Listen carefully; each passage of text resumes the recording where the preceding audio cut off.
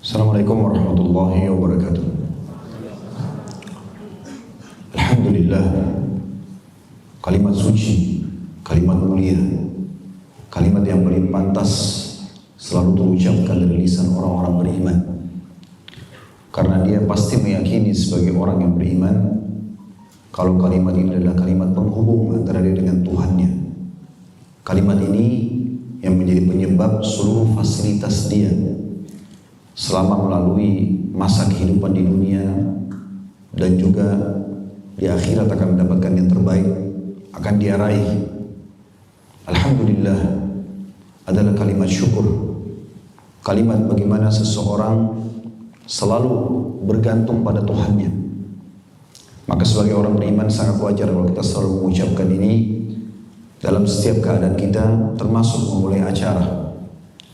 Selanjutnya kita panjatkan salam hormat kita kepada utusan sang pencipta Allah, manusia terbaik, manusia yang telah disempurnakan jalur nasabnya, ilmunya, fisiknya, orang yang akan menjadi pemimpin seluruh manusia, anak Adam pada hari kiamat.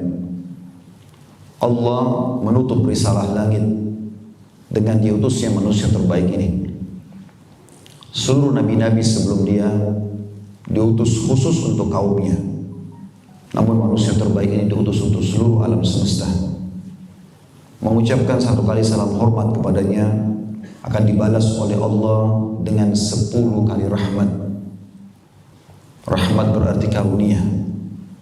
Semua kebutuhan kita berada di bawah rahmat Allah, baik di dunia maupun di akhirat.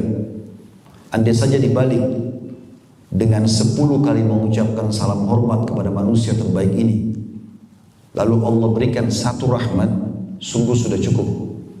Bagaimana dengan Allah subhanahu wa ta'ala membaliknya, menjanjikan bagi siapapun yang mengucapkan salam hormat kepada manusia terbaik ini satu kali diberikan 10 rahmat. Maka sangat wajar sebagai orang yang beriman selalu mengucapkan setelah alhamdulillah salawat dan taslim kepada Nabi besar Muhammad sallallahu alaihi wa ala alihi wa sahbihi wasallam. Pertama-tama tentunya saya duduk di sini Bapak Ibu sekalian bukan karena saya lebih pintar daripada Bapak Ibu sekalian, sama sekali tidak. Tapi kita ingin menjalankan dan aplikasikan firman Allah Subhanahu wa taala, fadzakir fa inna dzikra tanfa'ul mu'minin. Saling berikan peringatanlah karena peringatan sangat bermanfaat bagi orang-orang beriman. Juga baginda Nabi sallallahu alaihi wasallam bersabda, ad-dinun nasihat. Agama ini isinya semua nasihat. Memang kita harus saling mengingatkan. Sebelum duduk di majelis ilmu seperti ini akan beda sekali terasa keimanan kita dengan setelah bubar. Karena iman itu akan terasa nikmatnya, meningkatnya kualitasnya dengan ilmu. Apalagi dalam Islam majelis ilmu sangat dimuliakan, dijanjikan banyak sekali keutamaan. Di majelis ilmu ini teman-teman sekalian, kalau kita ikhlaskan niat kita, Allah menurunkan rahmatnya, dihadiri oleh para malaikat, dan kita seperti orang yang sedang berjihad di jalan Allah. Bahkan ada hadis yang mulia, siapa yang keluar menuntut ilmu ikhlas karena Allah, diberikan pahala haji lengkap. Maka di awal pertemuan ini saya mengajak diri saya dan Bapak Ibu sekalian untuk mengikhlaskan niat. Tidak usah lihat siapa yang berbicara, tapi apa yang disampaikan. Kalau itu benar, qala Allah, qala Rasul, Allah telah berfirman, Rasulullah SAW telah menyampaikan dan bersabda, maka terimalah. Apapun yang benar pasti dari Allah, bukan dari saya. Dan kalau ada yang salah pasti karena kebodohan saya.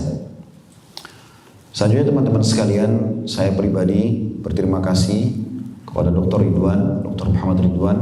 Walaupun saya baru tatap wajah sama beliau pada kesempatan ini, namun niat baiknya untuk bisa mengundang saya tentu karena sangka baik beliau, sehingga saya yang diundang, mungkin bukan ustadz yang lain pada kesempatan ini, sehingga saya pun bisa menginjakkan kaki di tempat yang insya Allah menjadi amal jariah bagi Bapak Herman Nawas dan Ibu serta seluruh keturunannya insya Allah. Dan ini saya ingin menyampaikan pada kesempatan ini adalah sebuah contoh yang luar biasa bagaimana satu keluarga semua peduli dengan pendidikan. Dan memang Islam adalah agama pendidikan. Makanya ayat pertama yang turun kepada Nabi SAW, Iqra, disuruh baca. Dan Nabi SAW menyambut dengan sangat gembira kepada para penuntut ilmu. Beberapa sahabat datang dan mengatakan, ya Rasulullah, saya datang untuk belajar. Jawaban Nabi SAW sambil senyum, marhaban bi talabatil ilm. Selamat datang para penuntut ilmu. Jadi Islam memang agama yang bergerak, agama yang produktif, agama yang penuh dengan ilmiah. Oleh karena itu lembaga-lembaga seperti ini harus menjadi suri toladan, apalagi bisa dimanage dengan rapi. Dengan harapan insya Allah selain menjadi amal jariah di akhirat nanti, juga di dunia bisa memberikan andil untuk Islam, untuk negara, untuk kota kita sendiri. Maka ini sebaiknya dijadikan sebagai pelajaran seperti Universitas Putra Indonesia ini. Dan juga saya tadi dapat informasi dari beliau kalau ada pesantren yang dibuka, dan ini angkatan pertama, Rahmatan lil Alamin tadi, International Islamic Boarding School. Itu satu hal yang sangat luar biasa, sehingga kaderisasi generasi muda muslim ini dimulai dari SMP, SMA, kemudian dilanjutkan sampai universitas. Islam tidak pernah membatasi kita untuk belajar dan untuk meraih prestasi terbaik di dunia. Ada sebuah tema, saya sarankan Bapak Ibu mengikutinya. Di YouTube bisa dilihat di playlist di YouTube kami. Judulnya Katakan Iya Untuk Sukses. Tentu saya tidak bahas pada kesempatan ini, tapi di situ umumnya sejam lebih atau 2 jam pertemuan berisikan semuanya motivasi tentang bagaimana Islam menyuruh kita menjadi orang yang terbaik. Dan itu boleh kita raih, tidak ada batasannya dalam Islam. Boleh menjadi orang yang paling kaya, orang paling pintar, orang paling bersih, paling segala-galanya. Bahkan di istilah dalam agama kita afdal, yang terbaik. Allah bahkan menyuruh kita makan halalan thayyibah, yang halal dan yang thayyibah. Thayyibah artinya berkualitas. Kalau seandainya Anda masuk ke supermarket, ada anggur kualitas A dengan harga 200.000 per kilo, kemudian anggur B, grade B dengan 150.000, kalau Anda beli yang grade A dan Anda niat ingin menikmati apa yang sedang Allah berikan tanpa mubazir, Anda bisa mendapatkan pahala. Islam tidak menyuruh kita makan roti kering, pakai baju yang compang-camping, bahkan terlihat sangat kumuh, kotor. Tidak pernah Islam ajarkan ini. Ada sebagian orang salah dalam memaknakan dan mendefinisikan zuhud. Mereka bilang zuhud itu meninggalkan dunia untuk akhirat. Sehingga muncul di tengah-tengah kaum muslimin orang yang berbaju compang-camping, penampilannya kotor, tidak perlu pikirkan rumah, tidak perlu pikirkan kendaraan, tidak perlu pikirkan pendapatan. Ini semua bertolak belakang dengan Islam. Bukankah Allah yang maha besar dan maha kuasa berfirman dalam surah Al-Qasas ayat 77, A'udzu billahi minasyaitonir rajim, wabtaghi fima ataqallahu daral akhirah wala tansa nasibaka minad dunya. Al-ayat. Kejar apa yang Allah janjikan untukmu di akhirat nanti. Semua yang kita lakukan di dunia, targetnya supaya dapat balasan di akhirat dengan ikhlas. Dan jangan lupakan bagianmu dari dunia. Kita disuruh menjadi orang yang berprestasi di dunia. Jadi ini persepsi yang salah dan definisi yang salah. Yang benar adalah zuhud mendahulukan akhirat dari dunia. Dan itu prinsip dasar seorang muslim. Maka ini sebuah pelajaran yang sangat baik yang harusnya kita ambil. Baik teman-teman sekalian, kita akan masuk ke tema kita. Dan saya berharap teman-teman ikhlaskan niat agar kita mendapatkan keutamaan majelis ilmu. Dan kita akan bicara tentang anakmu, aset amal jariahmu. Saya akan bagi menjadi 3 tema atau 3 poin dasar dalam bahasan ini. Walaupun tema ini sebenarnya sangat panjang, tapi saya coba ringkas. Tadi saya tanya waktunya sekitar 2 jam sampai menjelang maghrib nanti insya Allah. Masalah sesi tanya jawab, bila masih ada waktu kita akan buka, kalau tidak saya berharap teman-teman cukupkan dengan materi, karena yang penting adalah materinya dan bukan pertanyaan. Dan kalaupun ada mau bertanya, maka teman-teman saya harapkan sesuai dengan tema. Dan tolong jangan menguji saya, karena saya bukan sedang ujian di sini. Tapi bertanya memang karena perlu. Dan itu pun kami jawab sesuai dengan apa yang kami ketahui saja. Yang pertama, tema itu akan kita bagi di poin pertama, agar anak kita menjadi aset amal jariah. Kenalkan dan tanamkan kepadanya 3 pondasi dasar. Mengenal Allah, mengenal Rasulullah SAW, dan mengenal Islam. Ini poin pertama, dan akan kita bahas insya Allah. Poin yang kedua, hak-hak anak-anak. Apa saja haknya anak itu? Dan poin yang ketiga, penanaman tentang akhlak mulia. Saya akan masuk poin pertama teman-teman sekalian, tentang masalah iman kepada Allah Subhanahu wa taala. Mungkin Bapak Ibu bilang, saya sudah beriman Ustaz kepada Allah. Tapi saya ingin Bapak Ibu jujur kepada saya di saat ini di ruangan ini. Dijawab masing-masing di dirinya. Kalau seandainya Bapak Ibu lagi sakit, yang pertama Bapak Ibu hubungkan dirinya atau konekkan dirinya kepada dokter atau kepada Allah? Berarti sederhana sekali. Kalau saya sakit, cari nomor telepon dokter, cari obat yang cocok. Bagaimana kita bisa mengatakan kita sudah beriman kepada Allah? Sehingga selalu harapan besarnya digantungkan pada dokter. Dok, saya sakit. Bagaimana saya bisa sembuh? Obat apa lagi? Saya harus dirawat di mana? Dari dokter ke dokter yang lain. Ini dipastikan teman-teman cobaan penyakitnya akan terus saja jalan. Tapi kalau Anda beriman kepada Allah, yang pertama sekali pada saat sakit, berarti cobaan sedang ada. Dalam Islam, kalau nikmat sedang ada, kita bersyukur agar bertambah. Kalau cobaan sedang datang, bersabar. Syukur sama sabar, dua sayap kehidupan yang tidak bisa dipisahkan dan harus berimbang.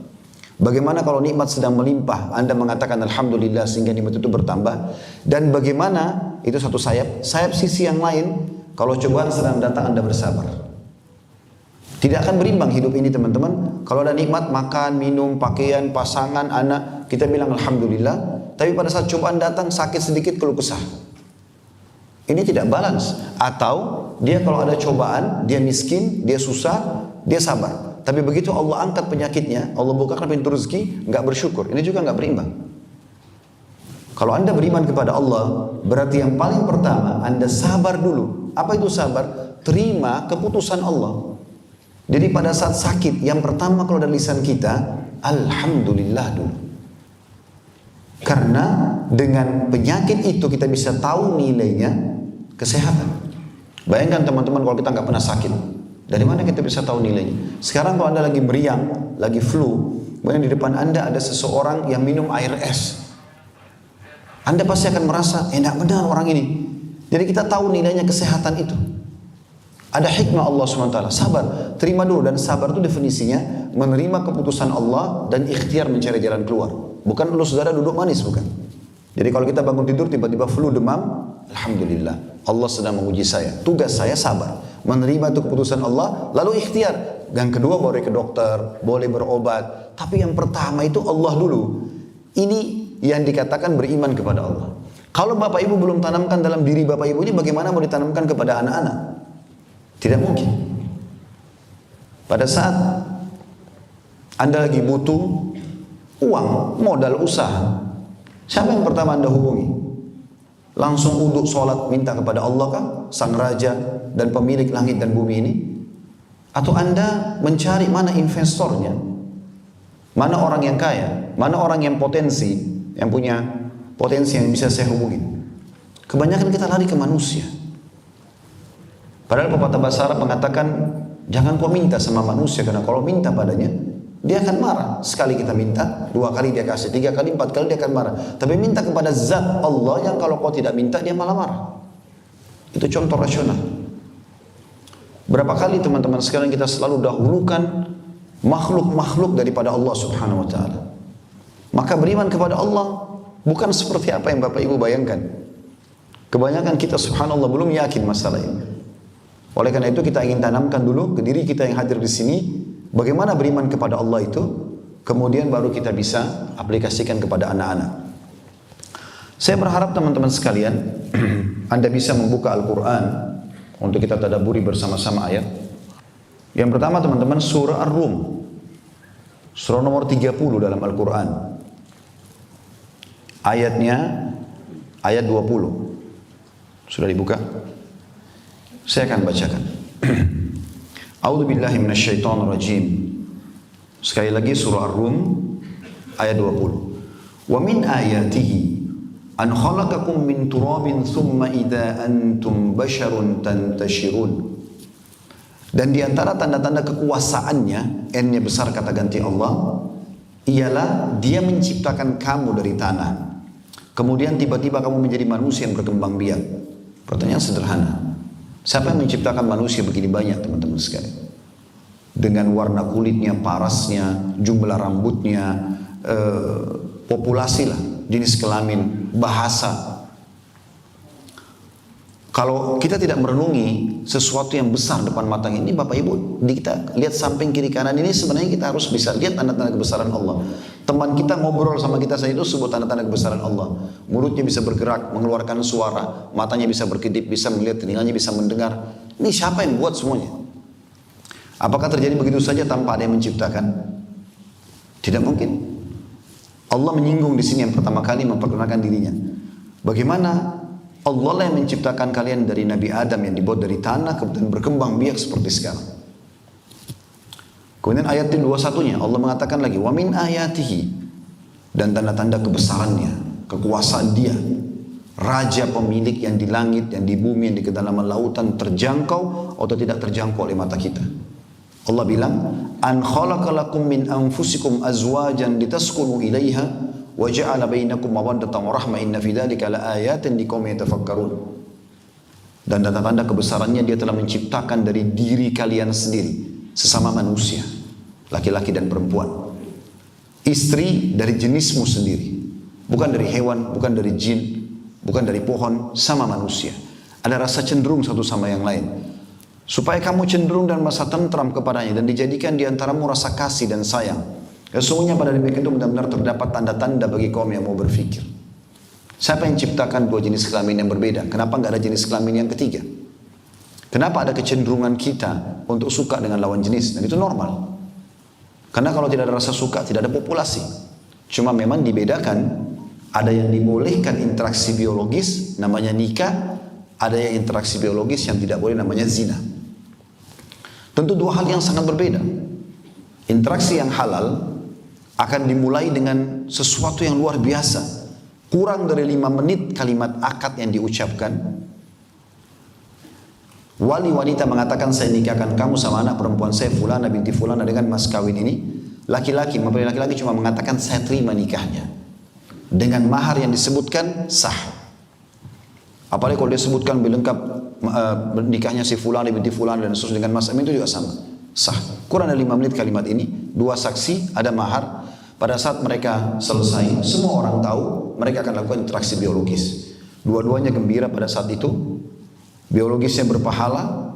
Dan juga pada saat hamil, maka kedua pasangan akan gembira dan anak yang lahir jelas statusnya. Allah jadikan tanda-tanda kebesaran.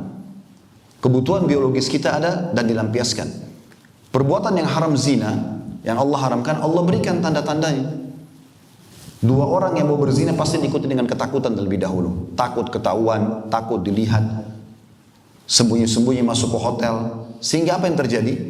Bibit manusia di sperma laki-laki dan sel telur yang akan menjadi kantong si bayi nanti, itu akan terganggu. Karena interaksi biologis dalam ilmu medis pun, kalau orang tidak tenang secara kejiwaan akan terganggu.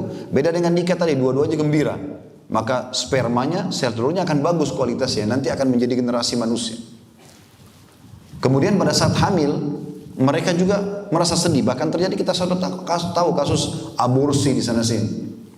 Anak kalau lahir pun tidak jelas statusnya. Biasa dikatakan anak zina atau anak haram. Enggak ada penisbatan nabak pada pemilik sperma. Dan tidak ada warisan bagi dia. Itu pendapat jumhur ulama. Allah jadikan itu tanda-tanda kebesarannya. Bapak Ibu di sini tadi kalau tidak salah syaratnya hadir seminar, sudah berumah tangga dan termasuk punya anak, begitu dokter. Berarti Anda sudah tidak asing lagi. Bukankah Anda pada saat mau interaksi biologis, itu bukan, ini kita bukan bicara masalah pornonya, tapi sebuah tanda-tanda kebesaran Allah. Kapan saja kita mau melakukan hubungan biologis bisa. Bahkan kata Nabi SAW, fi bidi ahadikum sadaqah. Di kemaluan kalian ada pahala yang besar. Kata para sahabat, ya Rasulullah, ayati ahaduna ahlahu walahu fihi ajr. Apakah seseorang di antara kami menggauli istrinya? Maknanya nikmat sekali biologisnya dan itu bukan aib untuk dibahas. Sementara dia juga dapat pahala. Kata Nabi SAW, ara'aitum law wada'tumu fil haram alakumul wizr. Tidakkah kalian lihat kalau kalian letakkan pada yang haram, zina, kalian dapat dosa? Kata para sahabat, iya ya Rasulullah. Kata Nabi SAW, wa kadzalika fil halal. Buktinya kalau kalian letakkan pada yang halal. Jadi interaksi biologi suami istri menenteramkan jiwa, bisa datangkan keturunan dan juga mendapatkan pahala. Ada kenikmatan dan pahala. Allah jadikan tanda-tanda kebesarannya. Kalau anda yang mengatakan, tapi rumah tangga saya tidak mawaddah dan sakinah Ustaz, karena anda tidak ikutin apa yang diperintahkan oleh Allah dalam rumah tangga itu. Ada materi yang saya susun, manajemen rumah tangga Islami, 30 kali pertemuan. Jadi itu semua berisi tentang bagaimana menjadikan rumah tangga mawaddah dan sakinah. Tentu hal-hal poin dasarnya teman-teman, jangan pernah memulai rumah tangga dengan kemaksiatan. Di Indonesia pacaran dulu baru nikah. Terbalik teman-teman sekalian. Nikah dulu baru pacaran. Setelah nikah pacaran tidak masalah, sampai hamil punya keturunan banyak, safar sama-sama silakan. Tapi bukan sebelum nikah. Tidak, kita jadikan maksiat dulu baru mau terapkan sunnah. Bagaimana caranya? Terus kemudian mau rumah tangganya gembira, gak bakal mungkin. Tapi coba anda tidak melakukan pelanggaran syar'i, menikah dengan niat baik-baik, bertemu dengan cara baik-baik, bahkan interaksi biologisnya terjadi, sentuh-sentuhan setelah akad nikah. Anda akan rasakan bagaimana mawaddah dan sakinah di situ. Allah tidak mungkin salah dalam firman-Nya. Ayat dua-duanya. Selanjutnya Allah mengatakan, wa min ayatihi, dan tanda-tanda kebesarannya dan keberadaan Allah sang pencipta. Khalqus samawati wal ardi wa ikhtilafu alsinatukum wa alwanikum inna fi dzalika laayatin lil alamin. Dan di antara tanda-tanda kekuasaannya supaya anda hanya bergantung pada sang pencipta ini. Dan benar-benar Bapak Ibu sekalian, kalimat la ilaha illallah itu kalimat kebahagiaan betul-betul. La ma'budu bihaqqin illallah. Tidak ada Tuhan pencipta, pemilik, penguasa, pemberi rezeki, yang menghidupkan, yang mematikan, yang menggantikan siang malam, menurunkan hujan dari langit, semua. Dan yang mengadakan semua yang anda bisa jangkau di langit sana dengan mata anda, yang anda tidak bisa jangkau, yang bisa jangkau misalnya pergantian siang malam, bintang-bintang, matahari, burung yang berterbangan, yang tidak bisa dijangkau. Mungkin manusia, para ilmuwan belum bisa menjangkaunya dan belum bisa membuktikan, masih banyak. Di bumi yang anda bisa jangkau dengan mata anda, manusia dan populasinya, kemudian hewan-hewan dari semut sampai gajah, miliaran jumlahnya. Depan mata kita bisa kita saksikan, dengan karakternya, dengan segala macam lah, ya, pertahanannya, pencernaannya dan seterusnya. Kemudian juga tumbuh-tumbuhan dari rumput yang kecil sampai pohon beringin, buah-buahan. Coba teman-teman sekalian, pada saat anda sedang interaksi sehari-hari dengan diri anda sendiri, jangan cuma sekedar interaksi biasa, sentuh dengan keimanan. Contoh misal, teman-teman kalau makan anggur, bukan cuma sekedar makan anggur itu teman-teman sekalian, tapi coba fikirkan siapa yang menancapkan anggur di tangkai-tangkai itu, dan siapa yang menatanya sampai sekian jumlahnya, yang membuat warnanya, cita rasanya, aromanya, gitu kan? Itu pasti luar biasa. Ada yang mengakukan itu, tidak mungkin tidak. Dan anda manusia kalau memetik satu anggur dari tangkai itu, coba tancapkan kembali, bisa nggak? Kan bisa. Manusia kadang-kadang bodohnya dan sangat pendek pikirannya teman-teman sekalian. Bangga dengan sesuatu yang tidak perlu dia bangga dengan itu sebenarnya, dan dia melupakan sesuatu yang nyata depan matanya. Contoh misal, kalau seandainya ada seorang pelukis, dia datang ke pinggir pantai, kemudian dia bawa papan lukisnya. Saya bukan membolehkan melukis karena ini bahasan ulama, apalagi kalau yang bernyawa tidak boleh. Tapi saya kasih contoh perumpamaan supaya mudah difahami. Teman-teman, ada pelukis dulu di pinggir pantai, langit lagi cerah, ada matahari, ada pohon kelapa di sana, ada burung yang terbang, ada perahu mungkin, ya. Kemudian dia datang dan anda ada di belakangnya. Lalu dia melukis persis mirip dengan apa yang sedang dia lihat dan anda lihat. Kira-kira pada saat sudah selesai lukisan tersebut, apa yang anda katakan? Bagus kan? Bagus ya? Ini orang Padang nggak ada suaranya, saya nggak tahu kenapa. Lagi konsentrasi atau mengkhayal? Baik. Orang kalau lukisannya bagus, mirip sama asli, itu mahal sekali kan ya? Mahalnya luar biasa. Sampai ada lukisan itu sampai jutaan dolar. Karena kenapa? Mirip sama asli, kan gitu. Lalu manusia tadi, kalau anda di belakangnya, anda mengatakan, hebat tuh pelukis. Karena lukisannya sama dengan yang dilihat. Dia lihat, dia bangga dengan lukisan yang tidak perlu untuk dibanggakan, dan dia lupa alam semesta di depan matanya yang dilukis oleh orang itu. Sesuatu yang besar depan mata, air lautnya dirasakan sejuknya, asinnya, burung bisa didengar suaranya, kelapanya bisa dinikmatin, matahari dirasakan sengatnya. Itu nggak dilihat, yang dilihat lukisannya. Bahkan lukisan kadang-kadang teman-teman sekalian dilukis tahun sekian. Misalnya buah-buahan di daerah pasar mana. Kebetulan kakak ipar saya ada dulu pernah pelukis sebelum nikah sama kakak saya di Surabaya. Alhamdulillah setelah dia tahu hukumnya, dia tetap melukis tapi tidak lagi melukis yang makhluk. Tapi ada dulu buku dia pernah liatin saya, buku khusus untuk para pelukis, itu menggambarkan pasar di tahun berapa ratus tahun yang lalu. Dan itu dijadikan sebagai sebuah kebanggaan gitu.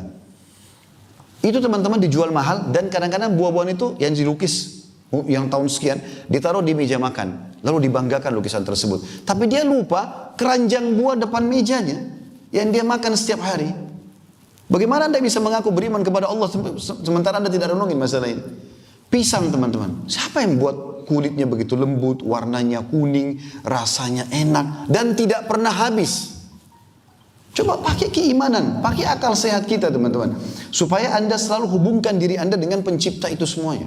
Jeruk, apel, durian, semua buah-buahan ini.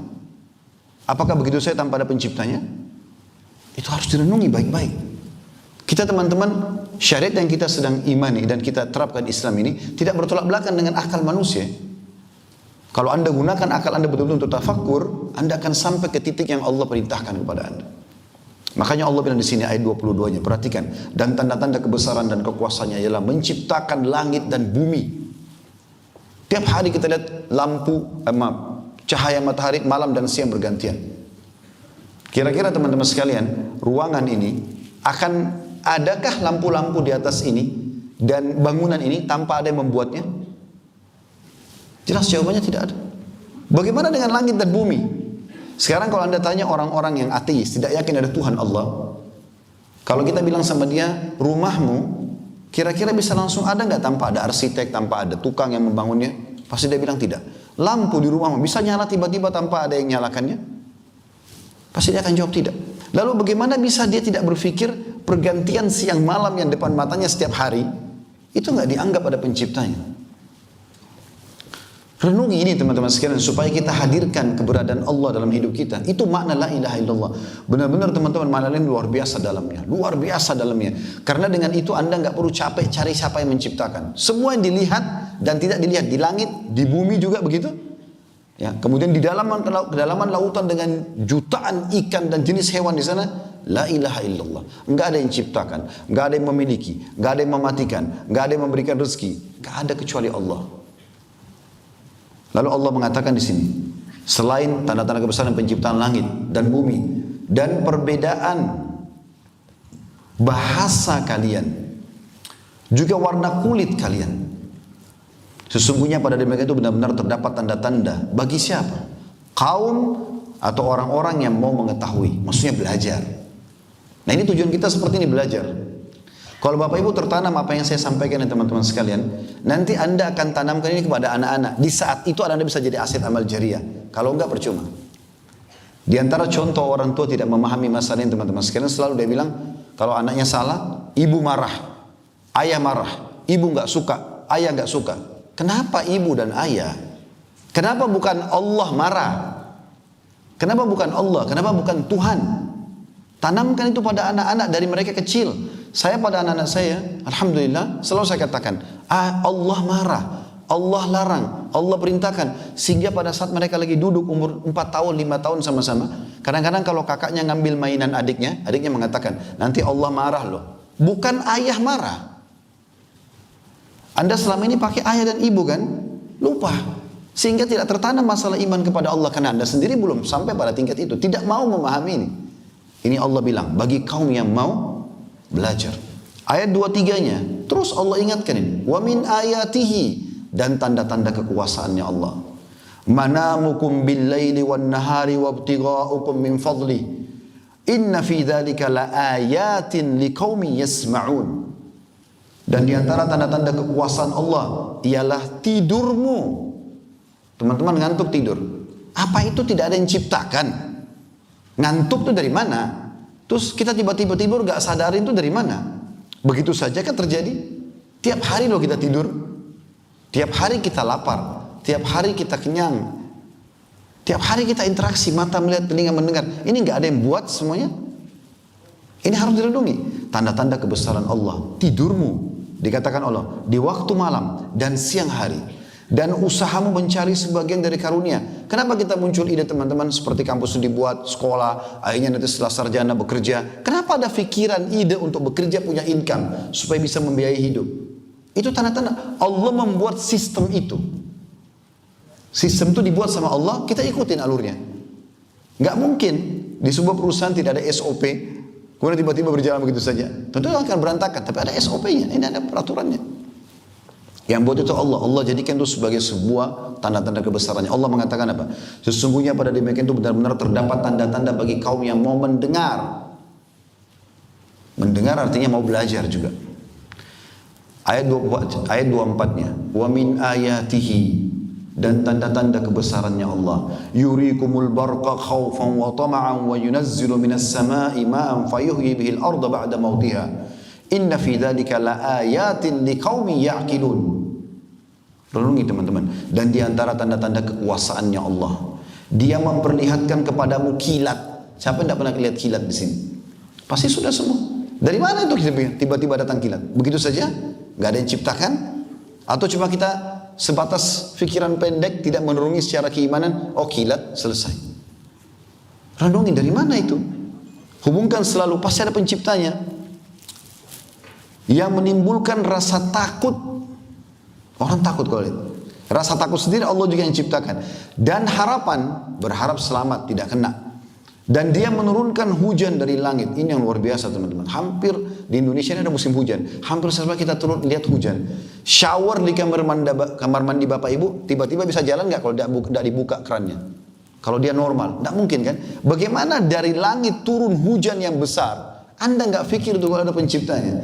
Ada yang mengatur, biasa hujan di sana, di sini nggak hujan. Ya. Terus ada kadarnya, ada waktu dia turun, ada waktu dia berhenti.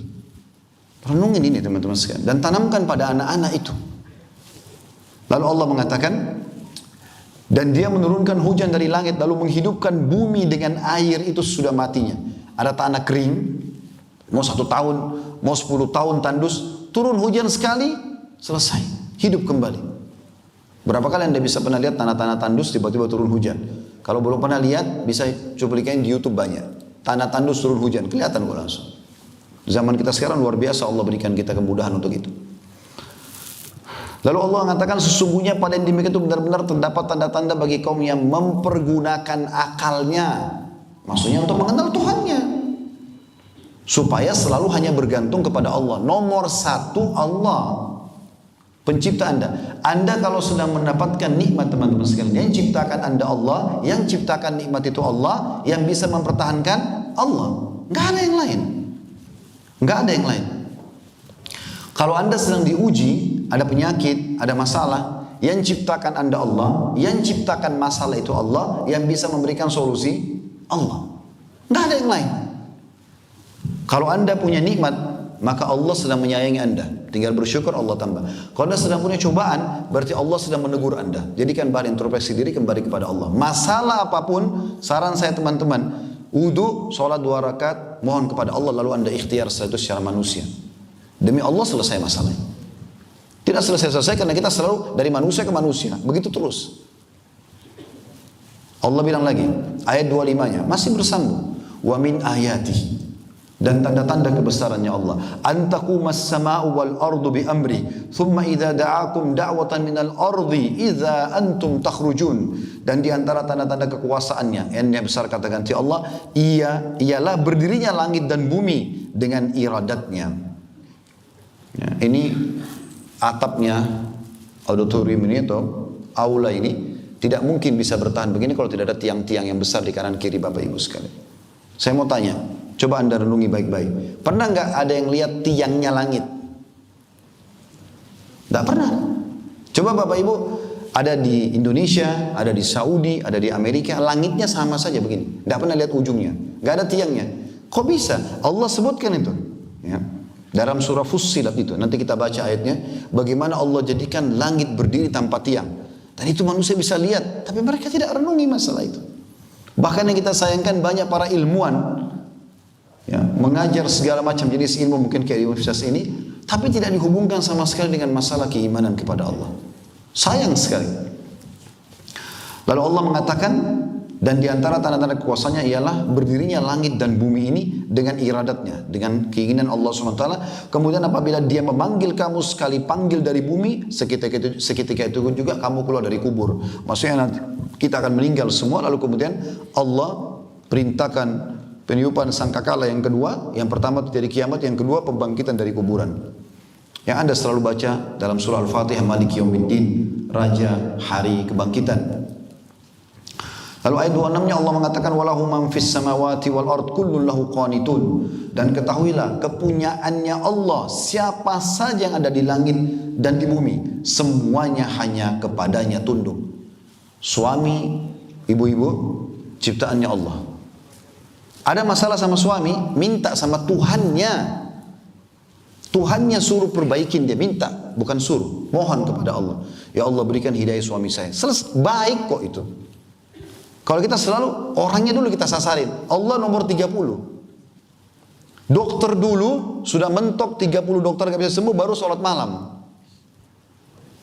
Istri bapak-bapak di sini itu ciptaannya Allah, ada Tuhannya. Mohon kepada Allah untuk melunakkan hatinya, berikan hidayah, selesai kok urusannya. Ini makna tauhid ini. Allah dulu, itulah yang kita tekankan. Allah mengatakan semua yang di langit dan bumi siapa saja kepunyaannya Allah. Apa saja, semuanya hanya kepadanya tunduk. Seorang salafus saleh, ada kisah dulu. Dia melakukan perjalanan dari Irak ke negeri Syam.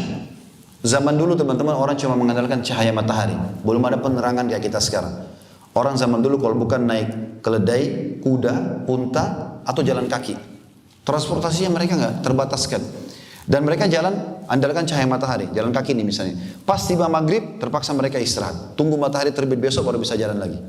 Orang ini kebetulan seorang salafus saleh, saya tidak temukan namanya tapi kisah saja begitu. Dia pas jalan dan tiba maghrib di tengah-tengah hutan, gelap sekali, terpaksa dia istirahat.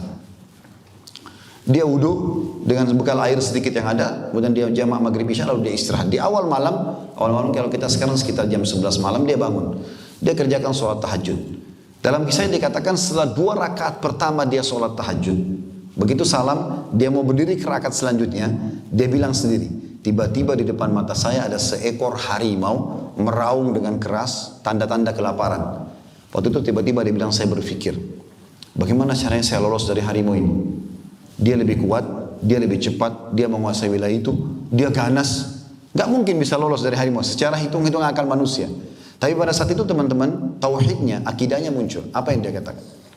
Dia mengatakan, hai harimau, kalau seandainya Allah yang telah menciptakan kamu dan aku mengutusmu untuk memakanku, aku tidak akan melawan.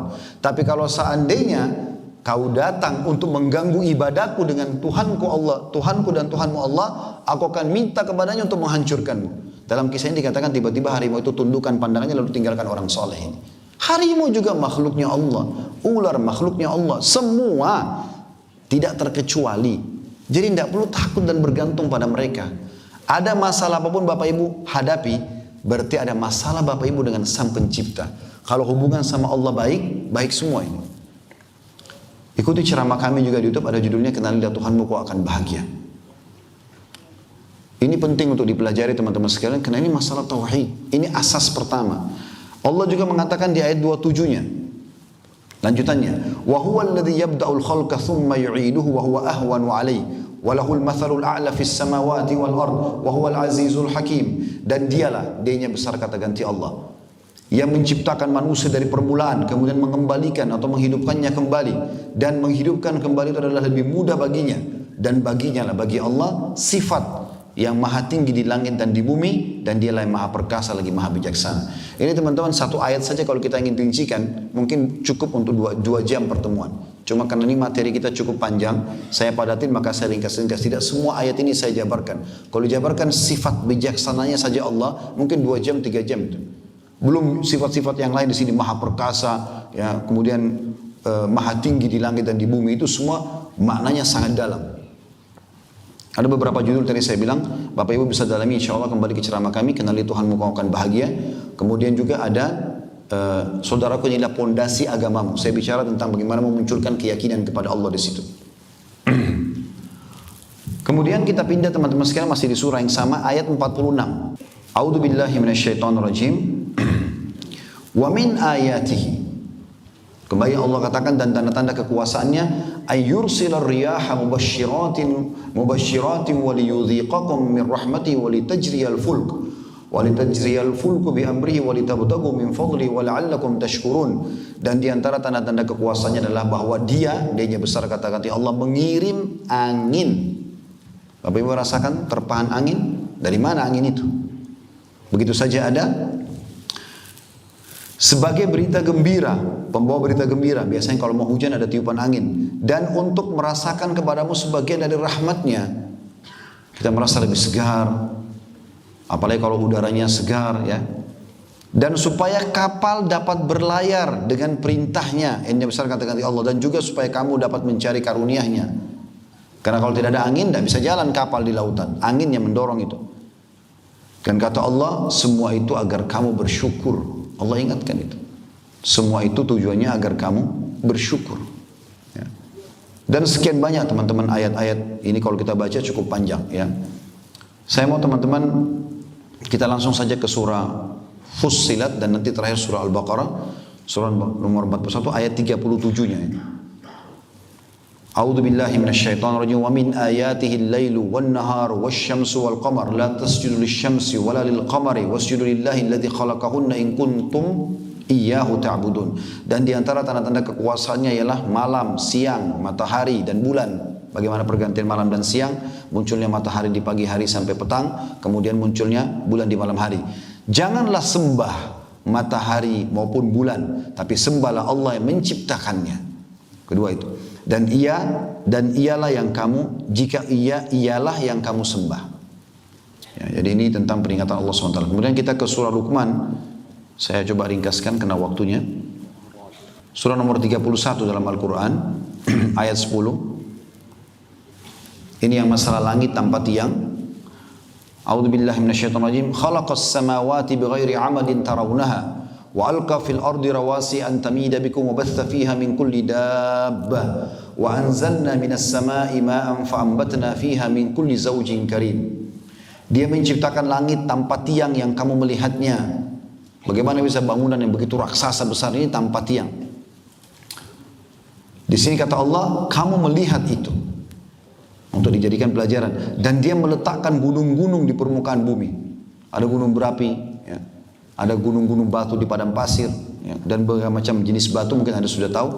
Kata Allah, di permukaan bumi, supaya bumi itu tidak menggoyangkan kamu. Tujuannya bumi itu seperti paku yang membuat bumi ini stabil. Makanya nanti kejadian hari kiamat, dalam beberapa ayat Al-Quran, gunung-gunung Allah cabut. Sehingga bumi ini menjadi seperti kapas, gitu, melayang. Ya. Dan juga tanda-tanda kebesarannya memperkembangbiakkan padanya segala jenis macam binatang, hewan. Dan kami turunkan air hujan dari langit, lalu kami tumbuhkan padanya segala macam tumbuh-tumbuhan yang baik. Ayat 11-nya, saya tambahkan satu ayat. Hada khalqullahi fa'aruni madza khalaqal ladzina min duni walidh zalimuna fi dhalalin mubin. Inilah ciptaan Allah, maka perlihatkanlah olehmu kepadaku apa yang telah diciptakan oleh sembahan-sembahanmu itu selain Allah. Sebenarnya orang-orang yang zalim itu berada dalam kesesatan yang nyata.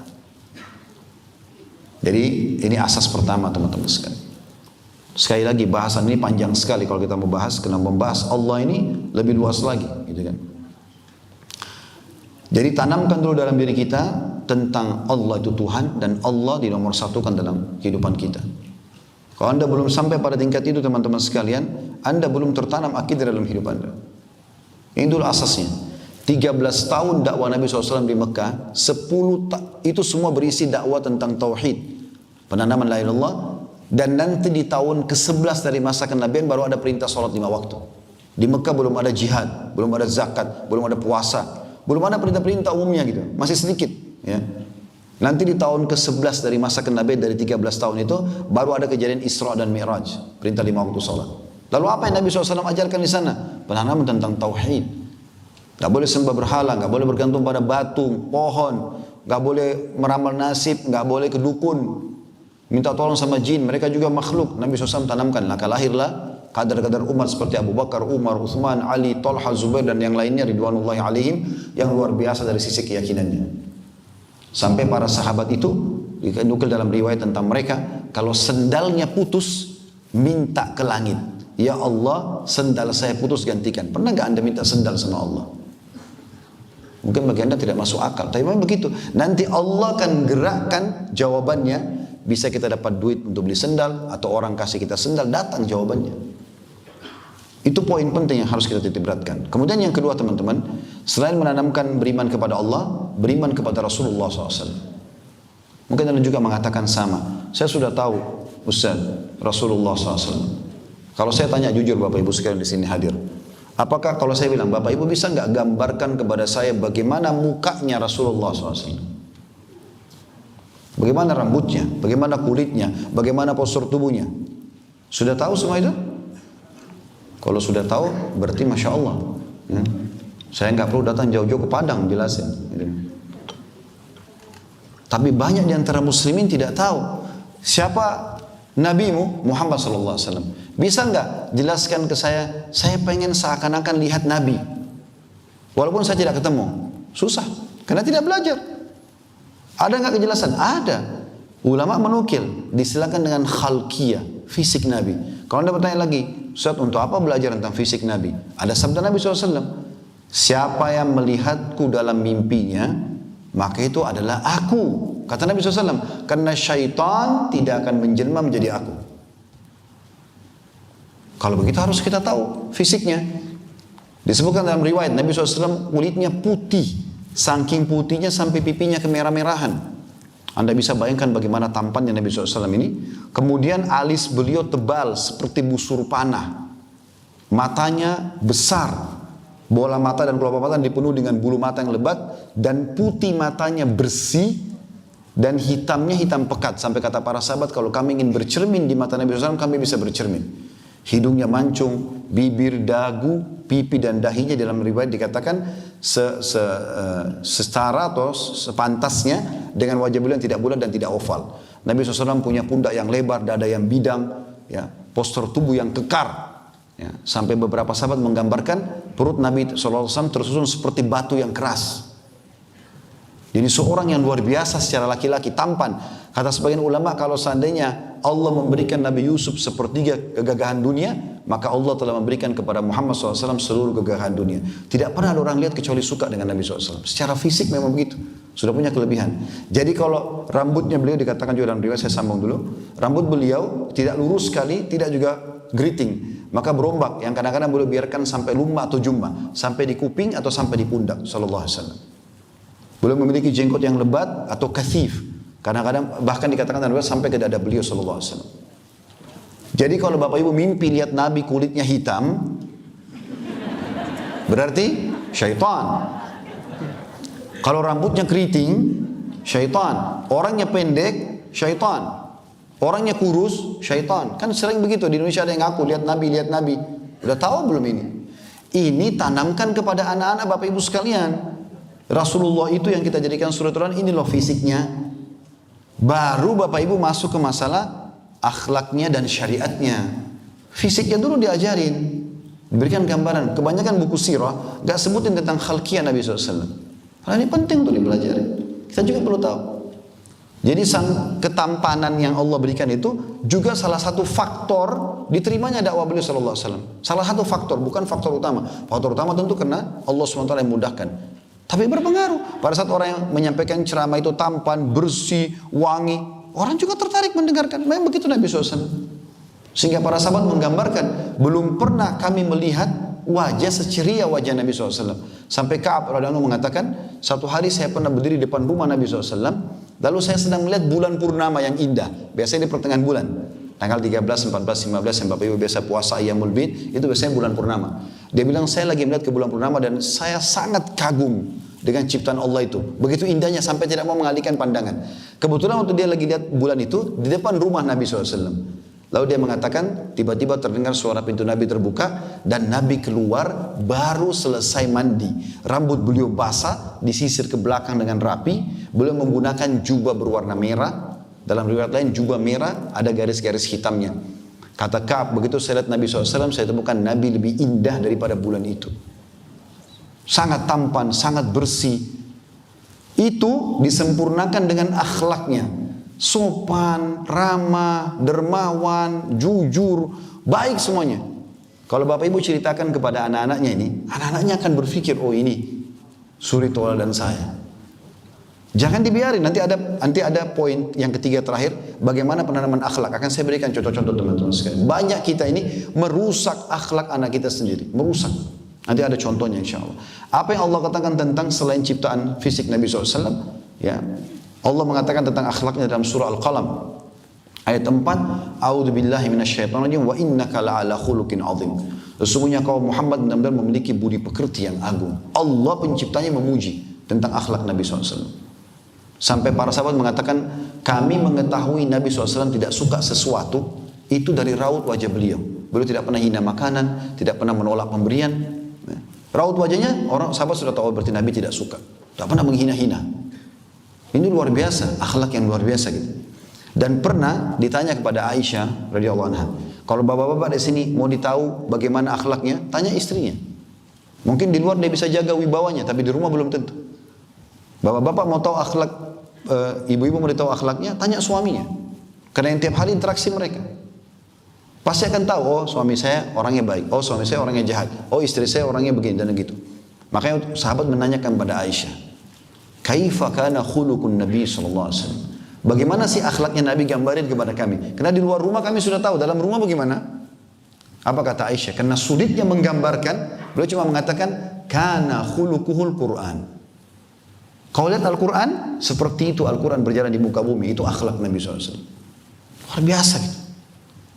Pernah Aisyah cemburu, maka Nabi SAW cuma mengatakan kepada pembantu yang ditepis piring kurmanya, ambillah kurma-kurma ini, karena ibumu sedang cemburu.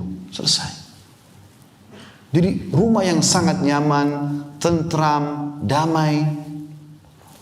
Tanamkan figur manusia terbaik ini teman-teman, dalam diri kita dan diri anak-anak kita. Kalau anda sudah yakin tadi pencipta langit dan bumi dan apapun adalah Allah, dan kita sudah katakan tadi poin yang penting adalah jadikan Allah nomor satu, maka Rasulullah SAW utusannya Allah. Allah memutus dari kalangan kita manusia supaya mudah untuk dicontohi. Nabi Muhammad SAW manusia biasa, juga dari sperma, sel telur, jadi anak, masa bayi, lahir dari rahim seorang ibu, kemudian anak-anak, dan remaja, dan menikah, dengan suka dukanya, kemudian diutus jadi nabi, kemudian seterusnya sampai meninggal dunia. Supaya gampang kita ciplak hidupnya. Dan kita memang disuruh untuk menciplak itu. Ikuti saja semuanya. Allah mengatakan dalam surah Al-Ahzab masalah itu. A'udzubillahi minasyaitonir rajim. Laqad kana lakum fi Rasulillahi uswatun hasanah. Pada diri Muhammad sallallahu alaihi wasallam, Rasulullah SAW ada suri tauladan buat kalian. Ikuti saja. Cara makannya, tidurnya, segala macam. Maka pasti akan menjadi orang yang baik. Allah memastikan Rasulullah SAW adalah utusannya. Disebutkan dalam surah Al-Imran. Surah nomor 3 ayat 144. A'udzubillahi minasyaitonir rajim. Wa ma Muhammadun illa rasulun qad khalat min qablihi rusul. Al-ayat. Muhammad adalah utusan dan telah berlalu sebelumnya utusan-utusan yang lain. Sampai itu saksi bahasannya. Kemudian juga dalam surah Al-Fatih, surah nomor 48 ayat 29, Allah berfirman, A'udzubillahi minasyaitonir rajim. Muhammadur Rasulullah. Muhammad benar adalah utusan Allah. Jadi kalau kita mau mengenal Allah Tuhan kita bisa menjadikan atau mau menjadikan Allah sebagai nomor satu dalam hidup kita harus mengikuti Nabi SAW. Makanya ulama mengatakan syarat diterimanya amal dua. Al-ikhlas, tulus karena Allah dan mengenal Tuhannya, kemudian mutaba'ah, mengikuti Nabi SAW. Ada hal yang saya ingin sampaikan teman-teman sekalian, sedikit saya akan bahas ini mungkin insya Allah 3-4 menit, baru kemudian kita pindah di poin setelahnya. Maksudnya di poin masih di poin pertama dari 3 poin ini, tentang iman kepada Rasulullah SAW, lalu kita masuk kepada Islam ya. Ada mukjizat Nabi SAW yang mungkin ada di antara Bapak Ibu yang belum pernah dengar barangkali. Saya ingin sentuh itu supaya Bapak Ibu kisahkan kepada anak-anak pada saat mau tidur, pada saat lagi duduk, terutama ibu-ibu. Dalam sebuah riwayat Bukhari, ada daging kambing yang sudah dimasak bicara dengan Nabi. Pernah dengar nggak? Mau dengar kisahnya? Baik. Walaupun cuma 10% yang bilang mau gitu. Yang lainnya nggak mau rupanya. Waktu Nabi SAW menembus benteng Khaybar, benteng Yahudi, sekitar 180 kilo dari kota Madinah, sampai sekarang masih ada benteng-bentengnya. Di sana ada dua suku Yahudi, Kainuqa dan suku Quraidah dan Kainuqa. Dua suku ini ada di Khaybar setelah diusir oleh Nabi SAW dari Madinah karena mereka berkhianat. Yang jelas Nabi SAW setelah sulh Hudaybiyah, kesepakatan Hudaybiyah, menyerang Khaybar karena Allah menjanjikan kemenangan. Sampai di sana setelah menembus 9 benteng Yahudi dan berhasil ditaklukkan setelah lebih dari 50 hari mengepung benteng-benteng tersebut. Maka orang-orang Yahudi ini menghidangkan makanan untuk Nabi SAW karena mereka mau menunjukkan kalau mereka kalah, mereka mengalah gitu. Tetapi tukang masaknya, perempuan itu jahat. Dia sepakat dengan seorang pendeta Yahudi untuk meletakkan racun.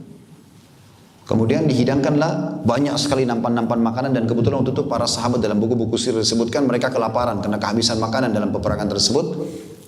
Akhirnya orang-orang Yahudi ini tahu Nabi SAW paling gemar makan paha kambing. Ditaruhlah di nampan yang paling depan roti gandum dan di atasnya paha kambing.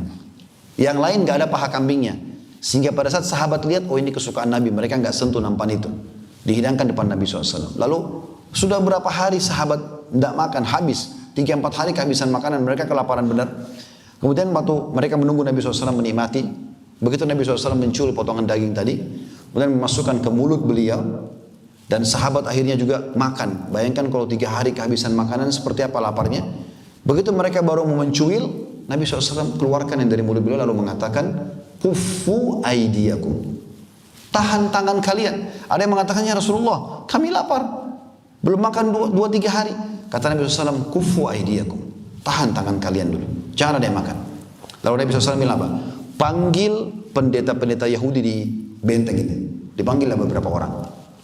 Begitu datang, Nabi SAW ngobrol sama mereka. Apa kata Nabi SAW? Ya ma'syaral Yahud, a'antum musaddiqi in sa'altukum an syai'. Hai orang-orang Yahudi, jujur gak kalau saya nanya sesuatu? Jadi rupanya orang Yahudi ini teman-teman sekalian harus dijebak dulu, baru nanti mereka mau jujur. Kalau enggak, kebohongan luar biasa dalam hidup mereka. Dan Islam sebaliknya, jujur gitu kan. Maka apa yang terjadi? Mereka mengatakan tentu saja.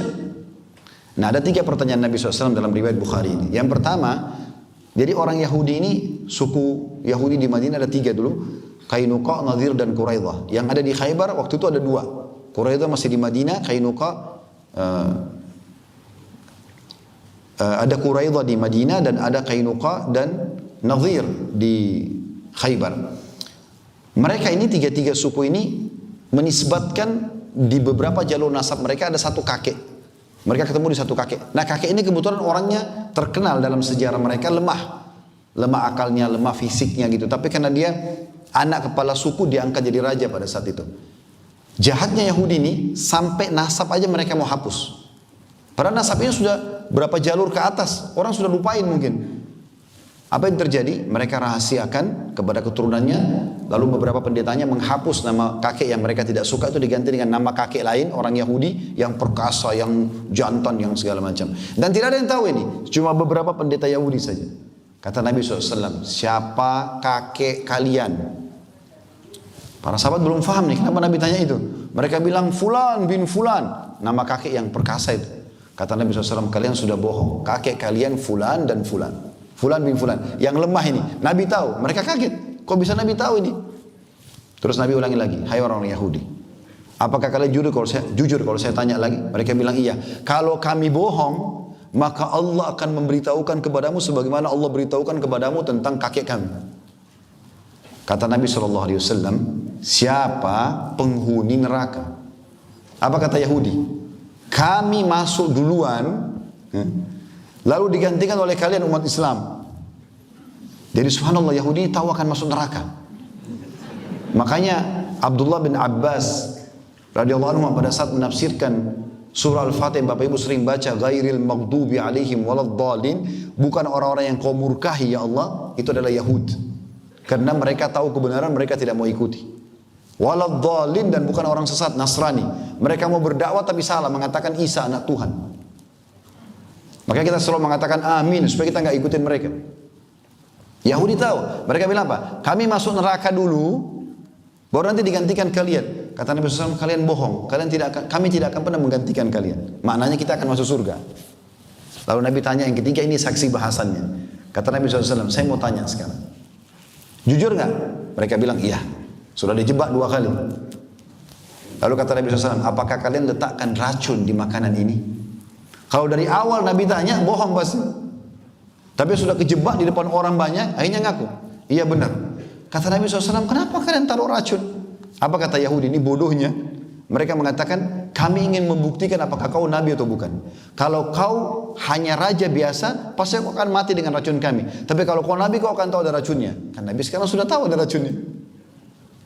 Lalu kata mereka apa? Hai Muhammad, siapa yang beritahukan kepada kamu tentang racun kami taruh? Tidak ada yang tahu ini kecuali satu orang pendeta sama satu orang tukang masaknya saja. Yang lain tidak ada yang tahu.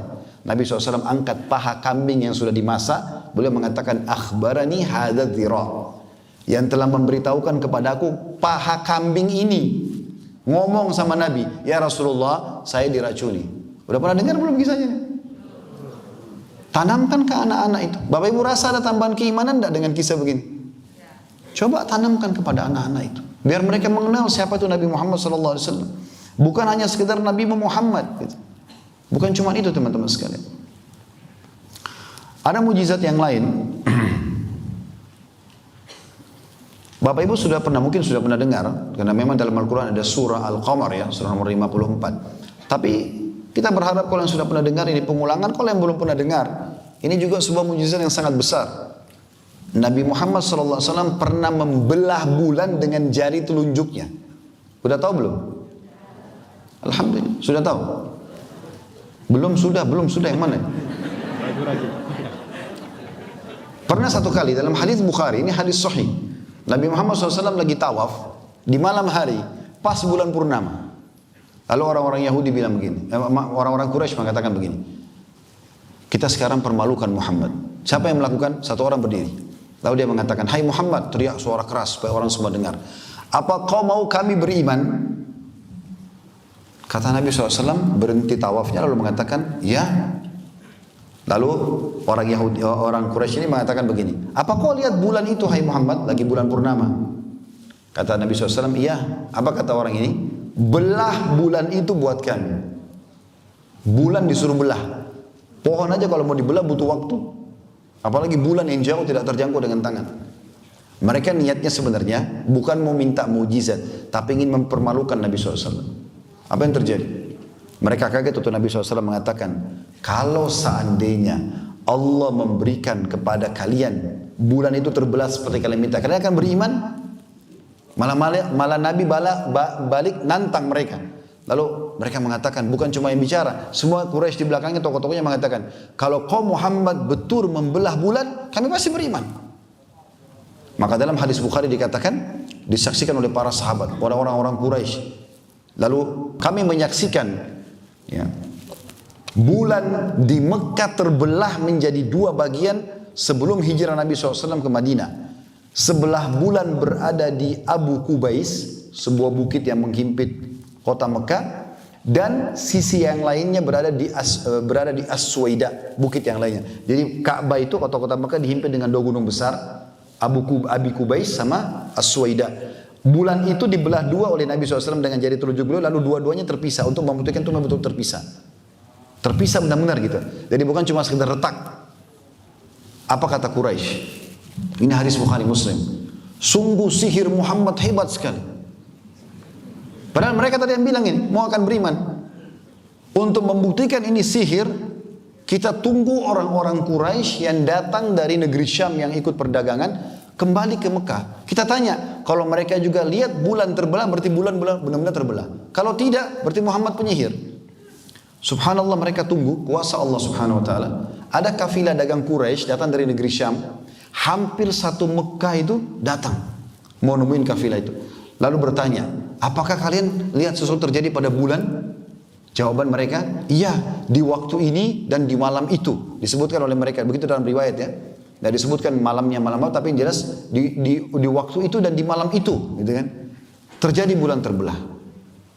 Itu pun mereka tidak mau beriman, tapi itu mujizat Nabi SAW. Dan Allah sebutkan dalam surah Al-Qamar, surah nomor 54, ayat 1 sampai ayat 3. A'udzu billahi minasyaitonir rajim. Iqtarabatis sa'atu wa insyaqqal qamar. Sungguh kiamat telah dekat dan bulan benar-benar telah terbelah. Kalau Bapak Ibu tidak tahu kisah tadi hadis Bukhari Muslim, Bapak Ibu bingung mungkin. Bulan terbelah bagaimana? Ada dijelaskan, pakai jadi telunjuk Nabi sallallahu alaihi wasallam. Wa in yarau ayatan yu'ridu wa yaqulu sihrun mustamir. Kalau mereka melihat tanda-tanda kebesaran, mukjizat seperti itu, mereka masih berpaling dan mengatakan ini sihir yang terus-menerus. Itu ayat 2. Ayat 3-nya, wa kadzdzabu wattaba'u ahwa'ahum wa kullu amri mustaqir. Mereka mendustakan Nabi dan mengikuti hawa nafsu mereka, dan setiap urusan akan ada ketetapannya. Yang lain juga mujizatnya teman-teman sekalian, Nabi SAW pernah Nabi lagi khutbah Jumat, baru mulai khutbah, dan kita tahu kalau khutbah Jumat, terutama bapak-bapak tahu tentunya hening sekali karena kita dianjurkan mendengar khatib. Ada seseorang dari luar masjid tiba-tiba teriak, "Ya Rasulullah, ya Rasulullah." Nabi lagi khutbah nih. Orang ini rupanya punya hajat yang sangat penting yang tidak bisa ditunda gitu. Lagi khutbah, dia sengaja memang manggil Nabi. Maka Nabi SAW berhentikan khutbahnya lalu berkata, "Malak, ada apa dengan kamu?" Lalu dia mengatakan, "Ya Rasulullah, sesungguhnya hewan-hewan ternak kami mati, pohon-pohon kami juga mati, tanah kami tandus, kami pun kehabisan air, gak ada air, peceklik.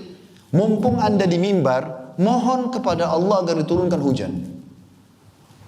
Maka dalam hadis ini dikatakan Nabi SAW langsung berdoa sambil menunjukkan telunjuknya ke langit, mengatakan, "Allahumma agithna, Allahumma agithna," 2 kali. Ya Allah, turunkan hujan buat kami, turunkan hujan buat kami. Apa kata para sahabat yang meriwayatkan hadis ini? Di antaranya Anas radhiyallahu anhu. Dia mengatakan, saya melihat ke langit pada saat itu. Karena masjid Nabi SAW di zaman beliau tidak ada atapnya, terbuka. Dia bilang, saya melihat ke langit, saya temukan tidak ada satupun awan, langit seperti kaca. Kan kalau mau hujan harus ada awannya dulu kan gitu. Ini nggak ada awan. Tapi setelah Nabi SAW berdoa, tiba-tiba awan berkumpul menjadi gelap dan turun hujan. Ya, sebelum khutbah Nabi selesai, dan hujan tidak berhenti selama sepekan. Setelah itu, minggu depannya Nabi SAW lagi khutbah, datang orang yang sama lagi. Teriak-teriak dari luar masjid, "Ya Rasulullah, ya Rasulullah." Kata Nabi SAW, "Ada apa dengan kamu?" Dia bilang, "Ya Rasulullah, binasa hewan-hewan kami, mati pohon-pohon kami, banjir besar ini, hujan tidak berhenti seminggu. Minta kepada Allah agar hujan ini diberhentikan." Terjadi mujizat besar sini. Tadi turun hujan, sekarang mujizat penutupan dalam hadits ini dikatakan, Nabi SAW lalu mengatakan, "Allahumma hawalaina wala alaina." Ya Allah, jadikan ini baik buat kami, bukan masalah buat kami hujan ini. Allahumma alal aqami wadh-dhirabi wa butuni awdiyatin wa manabi'is syajar. Ya Allah, selamatkanlah pohon-pohon, ya, tempat-tempat hewan. Jadikan ini hujan bermanfaat intinya.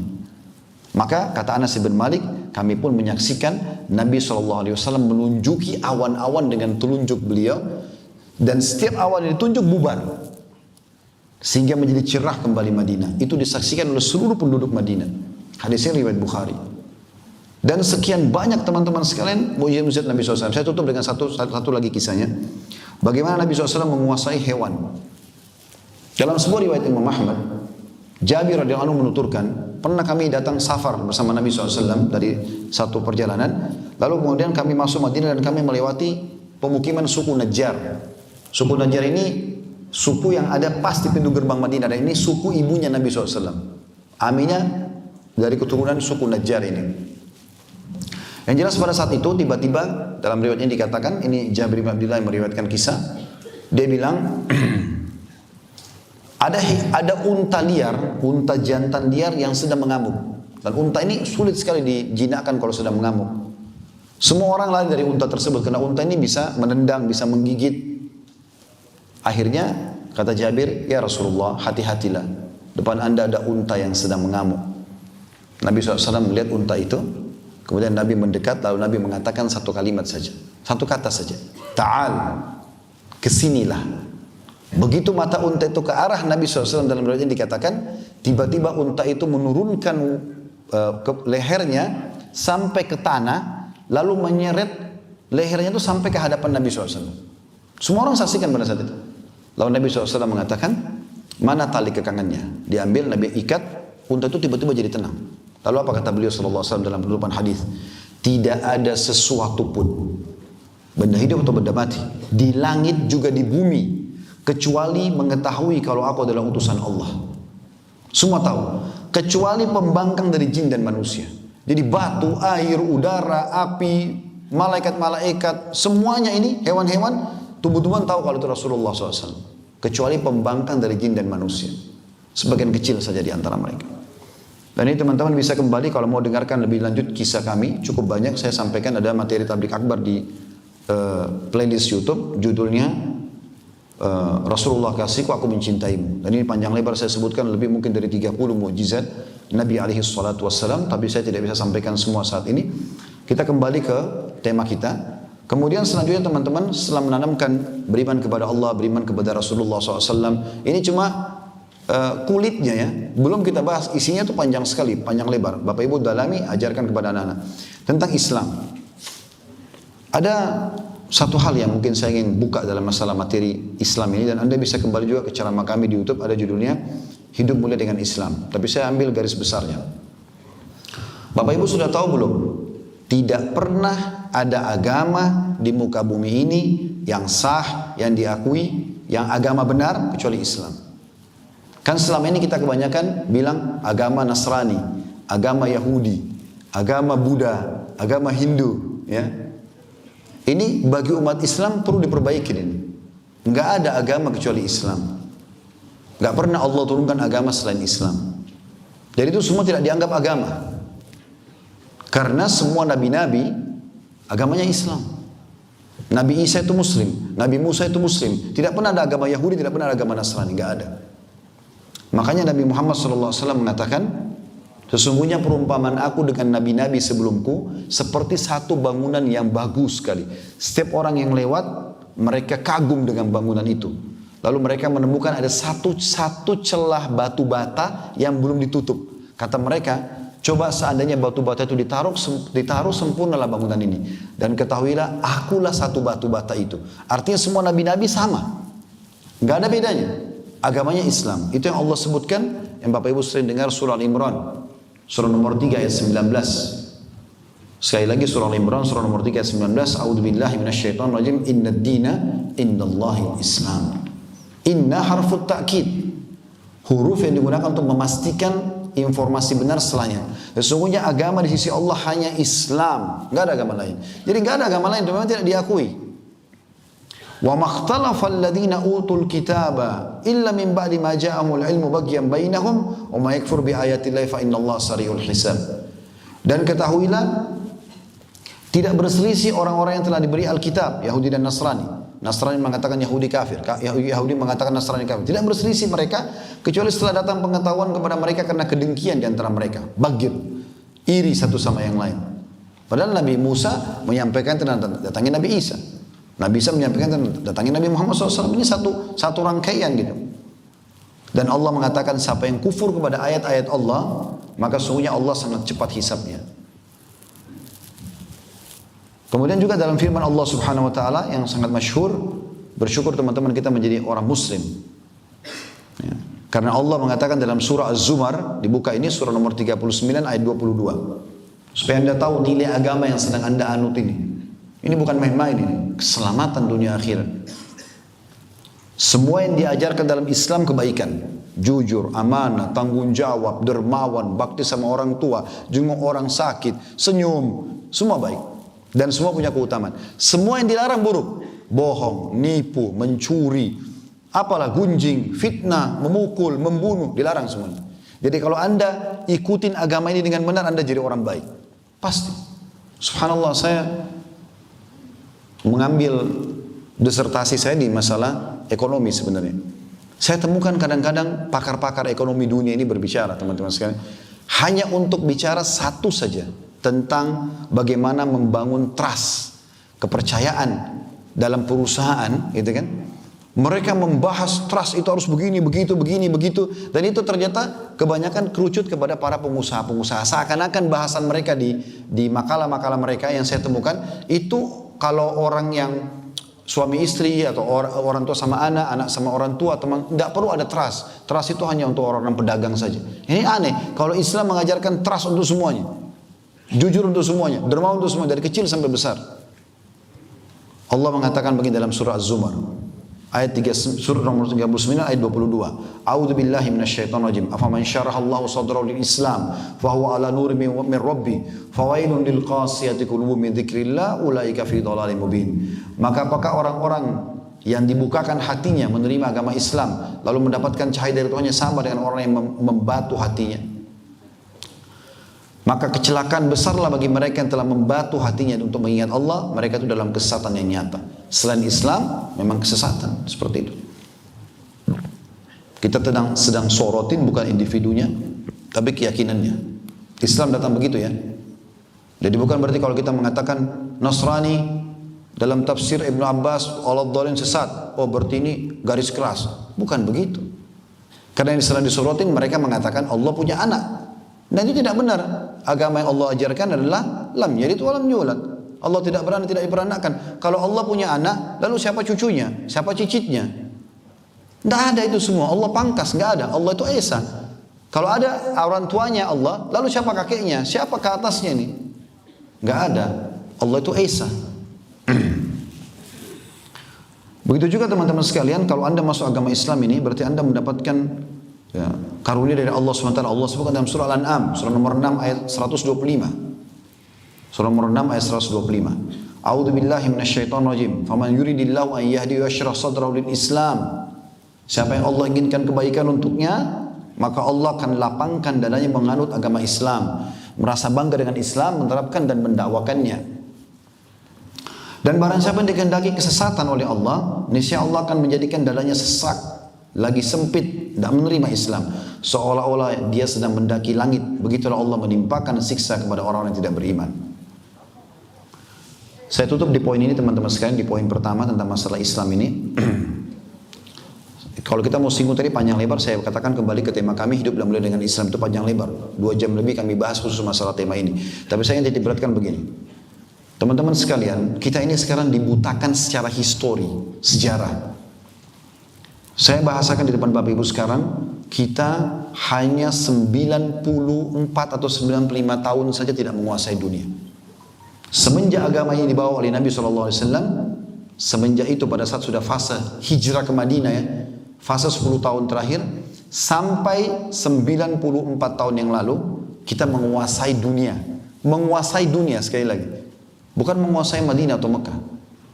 Baik, kita coba lihat historinya.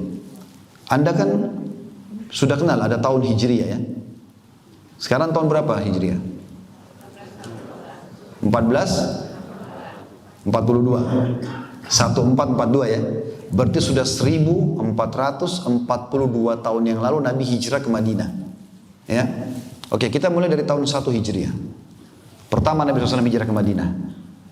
Nabi tinggal di Madinah 10 tahun. Beliau meninggal di Rabiul Awal tahun 11, ya. Meninggal di situ sallallahu alaihi wasallam. 10 tahun itu sebelum beliau meninggal, seluruh jazirah Arab sudah takluk dengan Islam. Dan ingat ya, waktu itu teman-teman sekalian, jazirah Arab ada di tengah-tengah dihimpit dengan 2 negara adik kuasa. Persia yang menguasai setengah dunia, raja mereka julukannya Kisra, dan setengah dunia lain dikuasai oleh Romawi, julukan raja mereka Kaisar. Waktu itu peradaban mereka ada, ekonomi mereka ada, militer mereka ada. Tapi Nabi SAW waktu hijrah ke Madinah, beliau tidak pernah teman-teman datang ke Romawi belajar militer, peradaban, arsitektur dan seterusnya. Beliau tidak pernah ke Persia mempelajari tentang militernya, ekonomi dan seterusnya. Apa yang Nabi SAW lakukan? Bangun sendiri itu peradaban, ekonomi, semuanya. Tatanan masyarakat dibangun sendiri.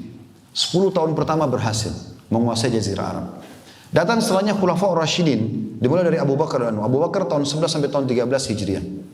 Ini Abu Bakar menyelesaikan fitnah internal karena muncul beberapa orang yang melihat suksesnya Nabi SAW melakukan jazirah Arab, sekian ratus suku Arab bisa takluk di tangan Nabi SAW, gitu kan?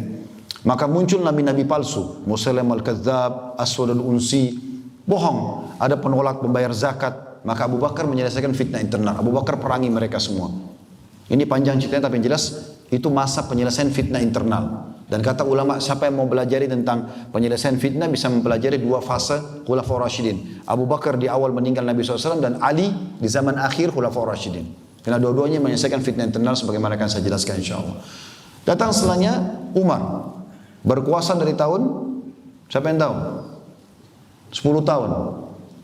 Tidak ada yang tahu. La haula wa la quwata illa billah. Tahun 13 sampai tahun 23. Abu Bakar kan 11 sampai 13. Meninggal Abu Bakar, Abu Umar naik. Jadi khalifah tahun 13 sampai 23 Hijriah. Di sini masa keemasan Islam, masa ekspansi Islam. Di tahun 15 Hijriah, Umar mengutus Abu Ubaidah bin Jarrah dan Khalid bin Walid radhiyallahu anhu menyusun pasukan jumlahnya 12.000 orang menyerang ya, wilayah utara Jazirah Arab, Romawi. Dan ekspansi terus berjalan sampai Palestina takluk. Negeri Syam, Jordania, Libanon, Syria dan Palestina sekarang jadi 4 negara ini. Dulu negeri Syam takluk di tangan muslimin. Dan pada saat itu Umar bin Khattab menerima kunci Masjid Aqsa. Dan mulai saat itu sampai sekarang dikuasai oleh kaum muslimin.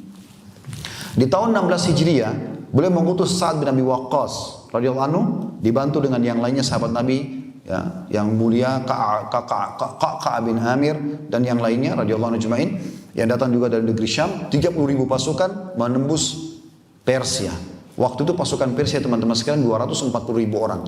Dan Nabi SAW betul-betul menyampaikan waktu beliau masih hidup, beliau mengatakan, sungguh segelintir kecil dari sahabatku akan berebut istana putihnya Kisra. Dan terjadi. Di antaranya Salman al-Farisi, Bilal, mereka cuma segelintir orang, Kisra sudah melarikan diri, istananya direbut. Dan hampir semua jadi ghanimah pada saat itu. Tahun 20 Hijriah, Amr bin As mendesak Umar bin Khattab mengatakan, ya Amir Mu'minin, Persia sudah kita coba taklukkan dan berhasil, mayoritas wilayah yang dikuasai. Romawi juga, negeri Syam sudah takluk walaupun kita belum ekspansi seluruhnya. Tapi Mesir, wilayah Afrika, ya, utara sudah takluk, daerah timurnya sudah takluk, daerah baratnya nih. Dunia ini daerah baratnya belum ini, pintunya Mesir. Utus saya Amir Mu'minin untuk saya serang ke sana. Maka Umar mengutus dengan 8.000 pasukan. Amr bin As berhasil menembus Mesir, terbukalah Afrika Utara, Mesir, Tunis, Jazair, Maroko. Setelah itu Islam mulai menyebar ke seluruh Afrika, termasuk Somalia dan seterusnya. Gitu kan? Jadi sampai tahun 20 Hijriah, kita sudah menguasai setengah dunia. Itu waktu itu teman-teman sekarang sudah paham belum? Kalau Umar tuh nggak punya manajemen kayak kita sekarang. Nggak ada, belum ada komputer, belum ada handphone, belum ada semua. Lalu apa yang buat mereka bisa memanage? Syariat Allah Subhanahu Wa Taala. Islam ini yang Bapak Ibu sedang pelajari, cuma kita tidak dalami. Islam semuanya ada di dalamnya. Kata ulama, Islam itu kalau kau lihat dari jauh seperti titik. Tapi kalau kau masuk dalamnya, kau temukan sebuah lautan yang luas dan tidak ada ujungnya. Cuma kita tidak mau pelajari agama kita. Mulia sekali Islam itu. Kemudian setelah Umar meninggal tahun 23 Hijriah, naik Utsman bin Affan 23 sampai 37, ini masa kemakmuran.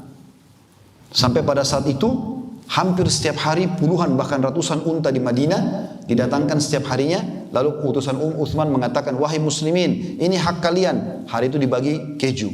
Besok datang lagi ratusan unta, hai muslimin, hak kalian dibagi madu, lusa, gandum. Terus begitu tiap hari sampai kemakmuran merata. Semua orang makmur pada saat itu. Dan ulama mengatakan ini luar biasa nih fase untuk belajar. Ya. Di masa Abu Bakar, penghapusan tentang pertahanan tentang kekuatan Islam dan menyelesaikan fitnah internal. Zaman Umar ekspansi, zaman Utsman bagaimana memakmurkan masyarakat. Zaman Ali kembali lagi fitnah keluar kelompok Khawarij. Ya, yang seperti sekarang lagi panas-panasnya di Indonesia gitu kan. Yang mereka mengkafirkan orang, membom dirinya, mengangkat mati syahid, ini kedustaan, bohong semua. Tidak ada dalam Islam itu. Enggak benar itu. Islam mengajarkan jihad ya, pergi berperang ya, tapi bukan bom diri. Bunuh diri baru bilang mati syahid dari mana? Bohong semua ini. Akhirnya Islam disoroti, seakan-akan ini kalau Islam yang mulai berpegang teguh dengan sunnah ini radikal. Dari mana ini? Kapan ada dakwah yang disampaikan tentang boleh bunuh diri kecuali mereka? Gitu kan? Dan ini keliru. Ali bin Abi Thalib memerangi mereka, kelompok Khawarij ini. Selesailah fitnah internal pada saat itu sampai tahun 40 Hijriah pada saat beliau meninggal. Dan Ali bin Abi Thalib dibunuh oleh kelompok ekstrem ini. Dan namanya Khawarij. Ya seperti ini kelompok mereka. Suka membunuh walaupun orang Islam dibunuh. Bagi mereka nggak apa-apa, sama-sama masuk surga. Ini kebodohan. Nabi SAW mengatakan berpegang teguh pada sunnahku dan sunnah khulafaur rasyidin Islam. Ini sampai tahun 40 Hijriah. Selanjutnya berdiri dinasti pertama dalam Islam. Namanya dinasti Umayyah. Dari tahun 40 sampai 132 Hijriah. Dan di masa ini muncullah ulama-ulama seperti Abu Hanifah, ya, yang meninggal tahun 150 Hijriah. Meninggal Abu Hanifah, lahir Imam Syafi'i. Ya. Kemudian Imam Malik yang meninggal tahun 179 Hijriah. Ini di masa ini mereka muncul ulama-ulama besar mazhab yang masyhur yang sampai sekarang diikuti mazhabnya. Sampai ada keluar khalifah juga Umar bin Abdul Aziz yang masyhur tahun 99 sampai tahun 101 Hijriah, yang di masanya 2 tahun jadi khalifah tidak ada yang mau terima zakat lagi. Setelah runtuh berdiri dinasti yang kedua dalam Islam, kerajaan kedua dalam Islam namanya Abbasiyah. Ini lebih lama, dari tahun 132 runtuhnya Umayyah. Abbasiyah berdiri dari 132 sampai 656 Hijriah. Dan di masa ini keluarlah ulama-ulama mazhab Imam Syafi'i, ya, keluar Imam Ahmad, kemudian keluar imam-imam hadis, Imam Bukhari, Imam Muslim, Abu Dawud, Tirmidzi, Ibnu Majah, An-Nasa'i, semua keluar di masa-masa ini, masa emasnya kaum muslimin, generasi-generasi awal. Nah ini yang sering kami sampaikan dalam dakwah, kalau ini teman-teman sekalian adalah dakwah para salafus salih.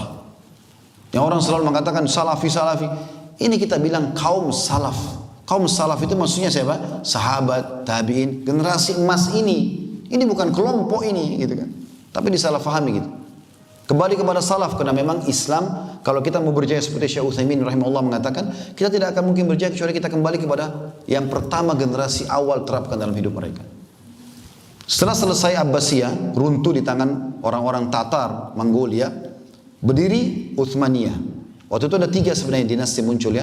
Ada Safawiyah di Iran, ada Mongol di Pakistan atau India, ada Utsmaniyah di daerah Turki.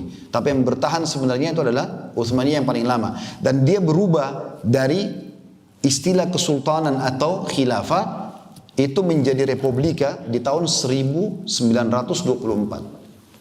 Kita sekarang berada di tahun 2021. Ya. Jadi cuma 90 tahun sekian saja semenjak Turki berubah dari khilafah dan kesultanan meninggalkan Islam menjadi republika, hukumnya seperti hukum barat, maka disitulah Islam terpuruk.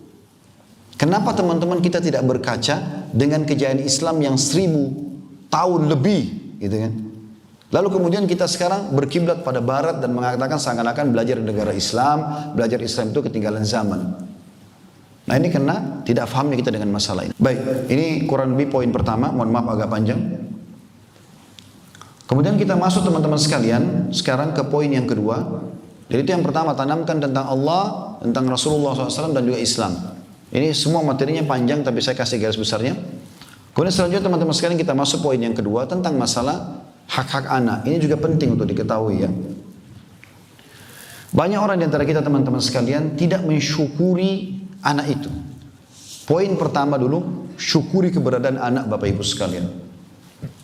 Ada orang subhanallah mungkin karena sangat subur, Masya Allah, setelah nifas hamil lagi, maka dia tidak lihat besarnya nikmat anak itu. Bapak Ibu coba terutama ibu-ibu, lihat kepada wanita-wanita yang sampai 10 tahun tidak punya anak, 15 tahun tidak punya anak. Dan ini sebuah karunia besar, adanya manusia di perut ibu lalu lahir dan dia akan menjadi aset Bapak Ibu sekalian, karena semua yang diajarkan kepada anak itu akan jadi aset amal jariah kita. Saya sekarang ceramah depan Bapak Ibu sekalian, ayah dan ibu saya sudah di kuburan rahimahumullah. Mereka berdua akan panen pahala karena saya tumbuh dari ASI ibu saya tumbuh dari nafkah ayah saya. Bahkan saya diajarin jalan, diajarin ngomong, semua itu aset amal jariah. Selama saya jalan, selama saya ngomong, maka mereka panen pahala. Itu luar biasa. Tapi banyak orang tidak syukur itu. Sebuah nikmat. Anak-anak itu lahir bukan untuk dimarahin, tapi untuk dijadikan aset. Kita kan beda kalau kita ini adalah investasi saya atau musuh saya. Ada kadang-kadang orang subhanallah orang tua lebih cinta handphone daripada anaknya. Anaknya ajak main, sudah nanti aja, main sana sendiri. Akhirnya anaknya buat demo-demo ini, tanda kutip ya. Jatuhin gelas, banting pintu. Nah setelah itu ibu sama bapak biasa marah kan. Kenapa banting pintu? Bagi dia itu bukan marah bagi anak-anak, tapi itu adalah perhatian. Oh ternyata banting pintu handphonenya ditinggalin, gitu kan. Banting lagi, gitu kan. Begitu. Jadi harusnya disyukuri teman-teman. Jadikan mereka aset amal jariah. Anak-anak untuk disayang. Pernah Nabi SAW di hadapan beliau dalam hadis Bukhari. Lewat Hasan dan Husain beliau peluk lalu beliau ciumin. Ada satu orang, Aqra' bin Habis namanya. Radhiyallahu anhu, seorang badui. Dia heran, lalu dia nyeletuk, dia mengatakan, apakah kalian mencium anak-anak kalian? Kata Nabi SAW, iya. Dia bilang, saya punya 10 anak belum pernah saya cium. Kata Nabi SAW, saya mau buat apa lagi kalau Allah sudah angkat kasih sayang dari hatimu. Nabi SAW dalam hadis Bukhari, Bukhari bahkan rahimahullah menulis bab khusus, bab boleh menggendong anak saat sholat. Bab khusus, karena Nabi SAW pernah menggendong cucunya Umamah pada saat lagi sholat. Saking betul, luar biasanya kasih sayang harus diberikan kepada anak-anak. Rangkul mereka. Metode pendidikannya teman-teman sekalian, supaya kita syukuri ya. Ali bin Abi Thalib membagi menjadi 3 fase. Fase 7 tahun pertama itu kelembutan. 7 tahun pertama kelembutan. Memang saatnya 7 tahun pertama bermain. Jangan diajak tegang, tidak bisa. Memang alamnya mereka bermain. Ini bermain semuanya. Jadi kalau misalnya dia naik ke atas meja, naik ke atas pohon, jangan dimarahin, percuma. Lebih baik ibu pakai dan bapak metode yang berbeda. Ibu bapak bilang, oh masya Allah anaknya ibu atau ayah pintar naik pohon, pasti pintar juga turun. Jangan bilang kamu anak nakal, dia akhirnya tambah tegang, bisa jatuh. Setelah turun baru jelaskan baik-baik, nak kalau jatuh tuh sakit. Beda, karena tujuannya sama, gitu kan. 7 tahun kedua, 7 tahun sampai 14 tahun itu tegas, bukan keras. Jangan pernah keras. Tegas beda. Tegas itu gini, ini boleh, ini nggak boleh. Itu tegas namanya. Tidak perlu bapak ibu melotot matanya, ayunkan tangan, tendang, pukul, cubit. Saya pernah, subhanallah di Surabaya di rumah mertua saya waktu itu. Ada tetangga, saya tidak bisa lupa kejadian itu.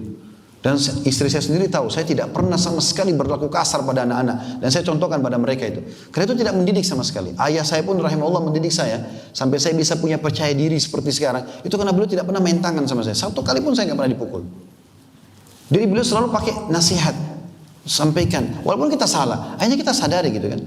Itu ibu, tidak tahu anaknya buat apa. Dalam kondisi dia emosi. Karena anak itu nangis-nangis, saya keluar dari rumah mertua saya di sebelah itu, anak itu dipegang tangannya, satu tangan sama ibunya, satu tangan anak itu dipegang sama satu tangan ibu, di bawahnya itu sumur, mau dibuang di sumur. Ini anak buat apa? Kadang-kadang ibu anak itu cuma minta kerupuk, minta es krim, minta gini, lalu kemudian dicubit, dipukul. Bagaimana caranya anda tidak mensyukuri keberadaan anak itu dan anda lebih hitungan es krim dan kerupuknya? Kenapa nggak dikasih? Mereka tumbuh besar, dapat pahala kan kita. Kan begitu harusnya. Tapi banyak orang tidak pahami masalah. Nah di sini boleh tegas. Di sini anda boleh mengatakan ini boleh, ini nggak boleh. Ya. Ini agama haramkan, ini agama halal. 7 tahun kedua. Setelah itu 7 tahun ketiga kata beliau, ajak dia bermusyawarah. 14 sampai 21 tahun. Ikutkan, libatkan. Walaupun nanti bapak ibu tidak ikut pendapat dia. Misalnya gini, suami istri mau beli mobil, mereknya tertentu, misalnya merek A, kemudian warna merah atau warna hitam misalnya. Anak kita sudah 14 tahun, bapak ibu bisa panggil duduk. Di saat itu boleh ajak musyawarah. Jangan sebelumnya. Anda mengatakan, nak ayah ibu mau beli mobil, warna hitam. Kalau kamu mau warna apa? Oh saya mau warna merah ibu. Ayah, baik. Nanti bapak ibu bisa beli warna hitam. Biarkan dia bertanya, kok bapak ibu beli warna hitam? Ya. Kan saya minta warna merah. Iya, karena bapak dan ibu 2, kamu suaramu 1. Gitu kan? Kamu sendiri. Ajak dia bermusyawarah, biarkan dia berpikir, gitu kan? Tapi bukan pengambil keputusan. Ini poin-poinnya nanti di poin ketiga penutupan saya akan ingatkan, jangan pernah kasih keputusan pada anak-anak. Itu bahaya, membuka pintu durhaka. Baik, kemudian termasuk haknya teman-teman sekalian tahnik. Tahnik ini salah satu sunnah Nabi SAW yang dilupakan oleh orang. Begitu bayi lahir, kunyakan kurma. Semua bayi di Madinah kalau lahir waktu zaman Nabi SAW ditahnik. Nabi SAW kunyah kurma ditempelkan ke langit-langitnya. Biarkan yang pertama masuk, ya, itu bahkan sebelum ASI adalah kurma. Saya setiap Allah kalau bayi, saya selalu lakukan, ambil kurma saya kunyain, saya tempelin. Lagi-lagi. Dan subhanallah setelah itu minum ASInya malah bagus. Itu disebutkan ada banyak riwayat, diantaranya Abu Musa menceritakan, lalu suatu saat aku memiliki anak yang baru lahir, kemudian aku mendatangi Nabi SAW dan beliau memberi nama padanya dan mentahniknya dengan sebutir kurma. Jadi kurma yang diberikan. Hak anak juga termasuk, selain syukuri tadi sudah, yang pertama tadi tahniknya, yang kedua menyusui. Ya. Ini sering ada isu di tengah-tengah ibu-ibu, kalau nyusui anak, maaf nanti payudaranya jatuh lah, nanti inilah, nanti itulah. Ini semua khurafat. Nggak ada itu. Justru itu peremajaan. Haid itu peremajaan kemaluan. Menyusui itu peremajaan terhadap payudaranya sendiri sebenarnya. Dan juga bisa menjadi aset dia, karena anak itu tumbuh dari asinya. Itu Allah sebutkan dalam surah Al-Baqarah surah nomor 2 ayat 233. A'udzu billahi minasyaitonir wal walidatu yurdi'na auladahunna haulaini kamilaini liman arada yutimma ar-radha'ah. Sampai sini saja bahasannya, yaitu ibu-ibu menyusui anak-anak mereka selama 2 tahun penuh. Itu kalau mau sempurna, yaitu bagi yang ingin menyempurnakan nyusuannya. Ya. Jadi boleh sekurang dari itu, tapi usahakan ada asinya. Ini bahasanya panjang, saya cukup sampai situ. Kemudian selanjutnya yang ketiga adalah akikah. Akikah kalau anak laki-laki 2 ekor kambing, anak perempuan 1 ekor kambing di hari ketujuhnya. Sebagaimana disebutkan bahwasanya dalam hadis yang cukup banyak riwayat Bukhari, kata Nabi SAW, setiap anak harus diakikahkan, maka sembelihkan kambing untuknya dan hilangkan kesusahan darinya. Maksudnya rambut dan tali pusarnya gitu kan. Ini sudah masyhur dan dianjurkan juga Bapak Ibu supaya memakan sebagian daripada daging kambing itu. Di sini juga saya ingin titik beratkan bagi yang teman-teman tidak suka makan kambing, ini perlu diperbaiki. Karena selalu mengatakan kambing makanan orang Arab. Salah ini, makanan orang Islam. Iya, gitu kan? Karena kita punya akikah. Akikah ini disembelikan, mau anak itu orang bule, mau orang Arab, mau orang Melayu, mau orang hitam dari Afrika, keluar anak laki-laki 2 ekor kambing, anak perempuan 1 ekor kambing, dan sunnah makan. Berarti orang bule, orang hitam dari Afrika, orang Melayu, orang Arab semua makan kambing. Yang kedua kita punya Idul Adha. Saya tanya Bapak Ibu sekalian, waktu Nabi Ibrahim tidak jadi menyembelih anaknya Ismail, diganti dengan apa? Domba. Boleh sapi, boleh unta, tapi kan Nabi Ismail diganti dengan domba, makanya Nabi SAW sembelih domba, gitu kan? Dalam hadis Bukhari dikatakan begitu. Dan sunnahnya makan selama 4 hari. Idul Adha dan 3 hari hari tasyrik. 10 Zulhijjah sama 11, 12, 13. Ini nggak boleh puasa. Haram hukumnya puasa. Hari makan daging. Disuruh makan daging kambing itu. Dan juga dalam hadis Bukhari yang lain, yang ketiga adalah Nabi SAW gemar sekali makan paha kambing. Maka itu juga salah satu hikmah daripada akikah. Kemudian kata Nabi SAW, sungguhnya kaum Yahudi hanya mengakikahkan anak laki-laki dan tidak mengakikahkan anak perempuan, maka kalian akikahkan untuk anak laki-laki 2 ekor kambing dan anak perempuan 1 ekor kambing. Riwayat Al-Baihaqi. Selanjutnya teman-teman sekalian, yang keberapa? Yang keempat, ya, mencukur rambutnya. Cukur gundul ya, di hari ketujuhnya. Biarpun anak perempuan dicukur rambutnya. Dan itu disebutkan dalam hadis Tirmidzi bahwasanya Nabi SAW bersabda kepada Fatimah pada saat Hasan radhiyallahu anhu selesai diakikahkan, cukurlah rambutnya dan timbanglah rambutnya dengan timbangan perak lalu sedekahkan nilainya. Jadi cukur semua rambutnya, kemudian ditimbang pakai timbangan emas atau perak, berapa nilainya? Misal 1 gram. Nah nilai rupiahnya berapa? Misalnya 500.000, ya sudah sedekahkan 500.000 itu. Rambutnya dibuang di sampah nggak masalah. Nggak usah taruh di batok kelapa, ditaruh di macam-macam khurafatnya gitu. Ya. Kemudian juga dilarang qaza teman-teman sekalian. Dalam hadis Bukhari Muslim dikatakan, Abdullah bin Umar berkata radhiyallahu anhuma, Rasulullah melarang al-qaza. Qaza artinya memotong sebagian rambut bayi dan membiarkan sebagian. Jadi di sini gundul, di sini ada rambutnya, di sini gundul, di sini ada rambutnya, kan begitu. Biasa orang buat begitu. Kemudian selanjutnya yang kelima, pilihkan nama-nama yang baik. Nah ini penting ini. Ada 2 hal yang saya ingin ingatkan. Yang pertama teman-teman, dalam Islam anjurannya, bukan wajib tapi anjurannya, memilih 1 komponen nama saja. Coba lihat nabi-nabi ya. Adam, Nuh, Idris, Saleh, Shu'aib, Hud, Musa, Isa, Zakaria, Yahya, Isa, Muhammad. 1 atau 2 nama? 1. Tidak pernah kita dengar Muhammad Adam, ya. Muhammad Yusuf, kan tidak ada. Tapi kita di Indonesia pakai Muhammad Yusuf. Maaf kalau ada yang namanya sama, saya tidak bermaksud. Tapi kalau Muhammad Yusuf, siapa yang Anda mau pakai? Muhammad atau Yusuf?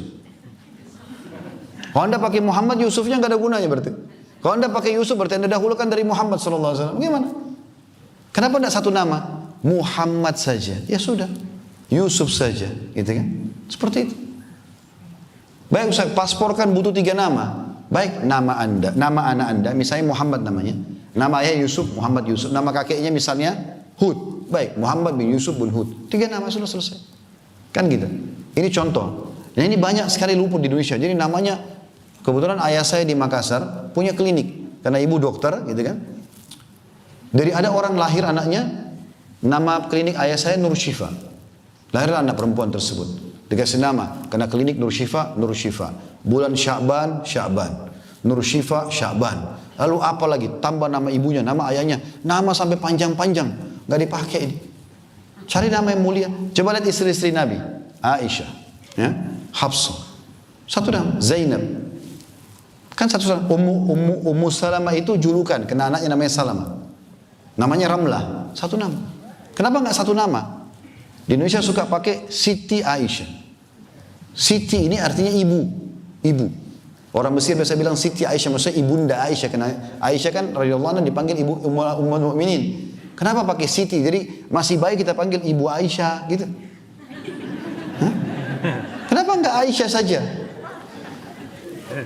Yang kedua teman-teman, nama-nama ini selain satu saja komposisinya, juga panggil lengkap. Karena itu punya makna. Ya, misalnya Aisyah, panggil Aisyah, jangan Syah. Jangan diganti apa, misalnya dia gendut, Dud, apalah. Jangan diganti. Muhammad, panggil Muhammad. Jangan Mat, beda loh ya. Muhammad mulia, Mat artinya dipanjangkan. Bagaimana? Beda mana? Yusuf, sup. Memang sup makanan. Yusuf, Nabi Yusuf alaihissalam. Panggil lengkap nama itu. Apa kata Nabi SAW dalam hadis Abu Daud? Kalian akan dipanggil pada hari kiamat dengan nama-nama kalian dan nama orang tua kalian, maka perindahlah nama-nama itu. Juga kata Nabi SAW dalam hadis Bukhari, bernamalah dengan nama para nabi. Dan nama yang paling Allah cintai adalah Abdullah dan Abdurrahman. Nah ini boleh ada 2 komposisi, tapi penghambaan kepada Allah. Abdullah, hamba Allah, itu boleh. Kalau perempuan, amatullah. Abdurrahman, kalau perempuan, amatur rahman. Ya. Nama yang paling Allah cintai adalah Abdullah dan Abdurrahman. Dan nama yang paling jujur adalah Harith dan Humam. Paling nama jujur kata Nabi SAW. Serta yang paling buruk adalah Harb. Harb artinya perang. Dan Murrah, pahit. Ya. Nah ada satu penting yang saya ingin titip beratkan sih teman-teman sekalian. Nabi SAW juga melarang menggunakan, tidak boleh menggunakan nama yang khas untuk Allah. Seperti Malikal Mulk, raja semua raja. Dalam hadis Bukhari Muslim kata Nabi SAW, orang yang paling Allah benci pada hari kiamat adalah orang yang bernama Malikal Mulk. Ya. Karena tidak ada raja kecuali Allah. Juga tidak boleh kita menggunakan julukan-julukan yang khusus untuk Nabi seperti Sayyidun Nas, ya, tuannya manusia, gitu kan. Sayyid Walad Adam, tuannya anak Adam, ini khusus untuk Nabi SAW. Tidak boleh bernama-nama dengan nama syaitan. Ya. Mungkin iblis orang tidak namakan gitu kan, karena orang sudah tahu. Tapi ada khinzab, ya, khinzib, yang syaitan yang bertengkar di sebelah kiri kuping orang kalau sholat, menggoda sholat. Dalam hadis Utsman bin Abi Mad'un pada saat beliau mengatakan, ya Rasulullah, saya kalau sholat sering lupa. Nabi SAW itu syaitan bernama khinzib. Dia selalu mengatakan ingatlah ini, ingatlah itu sampai dia lupa berapa jumlah rakaatnya, gitu kan. Ada itu hadis riwayat Muslim. Ada wilhan, ini yang penggoda wudu, ya, riwayat Ibnu Majah. Ada hubab, ada iblis dan seterusnya. Tidak boleh menggunakan juga nama-nama yang Allah murkai seperti Fir'aun, Haman, Qarun, ya. Kemudian teman-teman sekalian, juga ada hal yang penting ya. Pernah Nabi SAW melewati sebuah gunung, kemudian beliau bertanya, maaf, 2 gunung, kiri kanan. Lalu beliau tanya, siapa yang tahu namanya gunung ini? Kan orang kadang-kadang kasih iseng nama ya. Ke Indonesia mungkin ada nama Bromo, nama apa gitu. Ada yang kasih namanya jadi terkenal dengan itu. Waktu Nabi mau lewat, kafilah itu mau lewat, ada gunung 2 yang akan dilewatin. Tapi kafilah lewat tengah-tengahnya itu. Sebelum lewat Nabi berhenti dulu. Nabi SAW tanya, siapa yang tahu nama 2 gunung ini? Kata seorang sahabat, saya Rasulullah. Sebelah kanan anda namanya Mukhzi, artinya penghina. Sebelah kiri anda namanya Fadih, pembongkar aib. Apa yang terjadi? Nabi SAW cari jalan lain, gak mau lewat di situ, karena namanya buruk. Begitu luar biasanya gitu. Juga dalam riwayat lain, riwayat Imam Malik pernah Nabi SAW waktu lagi duduk mau minum susu unta, lalu beliau mengatakan, siapa yang memerah susu buat kami? Ada sahabat berdiri mengatakan, saya Rasulullah. Apa yang Nabi tanya? Siapa namamu? Namanya dulu ditanya. Dia bilang, namaku Murrah, artinya pahit. Kata Nabi, duduklah, jangan kau perah. Iya. Lalu Nabi SAW bilang, siapa yang perah buat kami? Berdiri orang kedua, saya Rasulullah. Nabi tanya, siapa namamu? Nama yang ditanya, perah susu aja nih. Lalu dia bilang, harb, perang. Kata Nabi, duduk. Perang-perang ini nggak usah gitu. Ya. Lalu Nabi tanya, yang ketiga Nabi bilang, siapa yang perah buat kami? Ada yang ketiga berdiri mengatakan, saya Rasulullah. Kata Nabi SAW, siapa namamu? Dia bilang, nama saya Ya'ish, artinya hidup. Kata Nabi SAW, perahlah buat kami. Itu nama, luar biasanya gitu ya. Jadi jangan diganti-ganti nih teman-teman sekalian. Kemudian yang ke berapa sekarang? Yang ke-6 ya. Khitan ya, khitan. Dan khitan ini buat laki-laki dan perempuan. Laki-laki dan perempuan, dua-duanya dikhitan. Ya kata Nabi SAW dalam hadis riwayat Bukhari Muslim, 5 fitrah, 5 hal yang harus dijaga oleh setiap muslim. Yang pertama khitan, terjadi pada laki-laki dan perempuan. Kemudian istihdad, mencukur bulu kemaluan. Kemudian mencabut bulu ketiak. Kemudian memotong kuku dan mencukur kumis. 5 hal ini harus dijaga.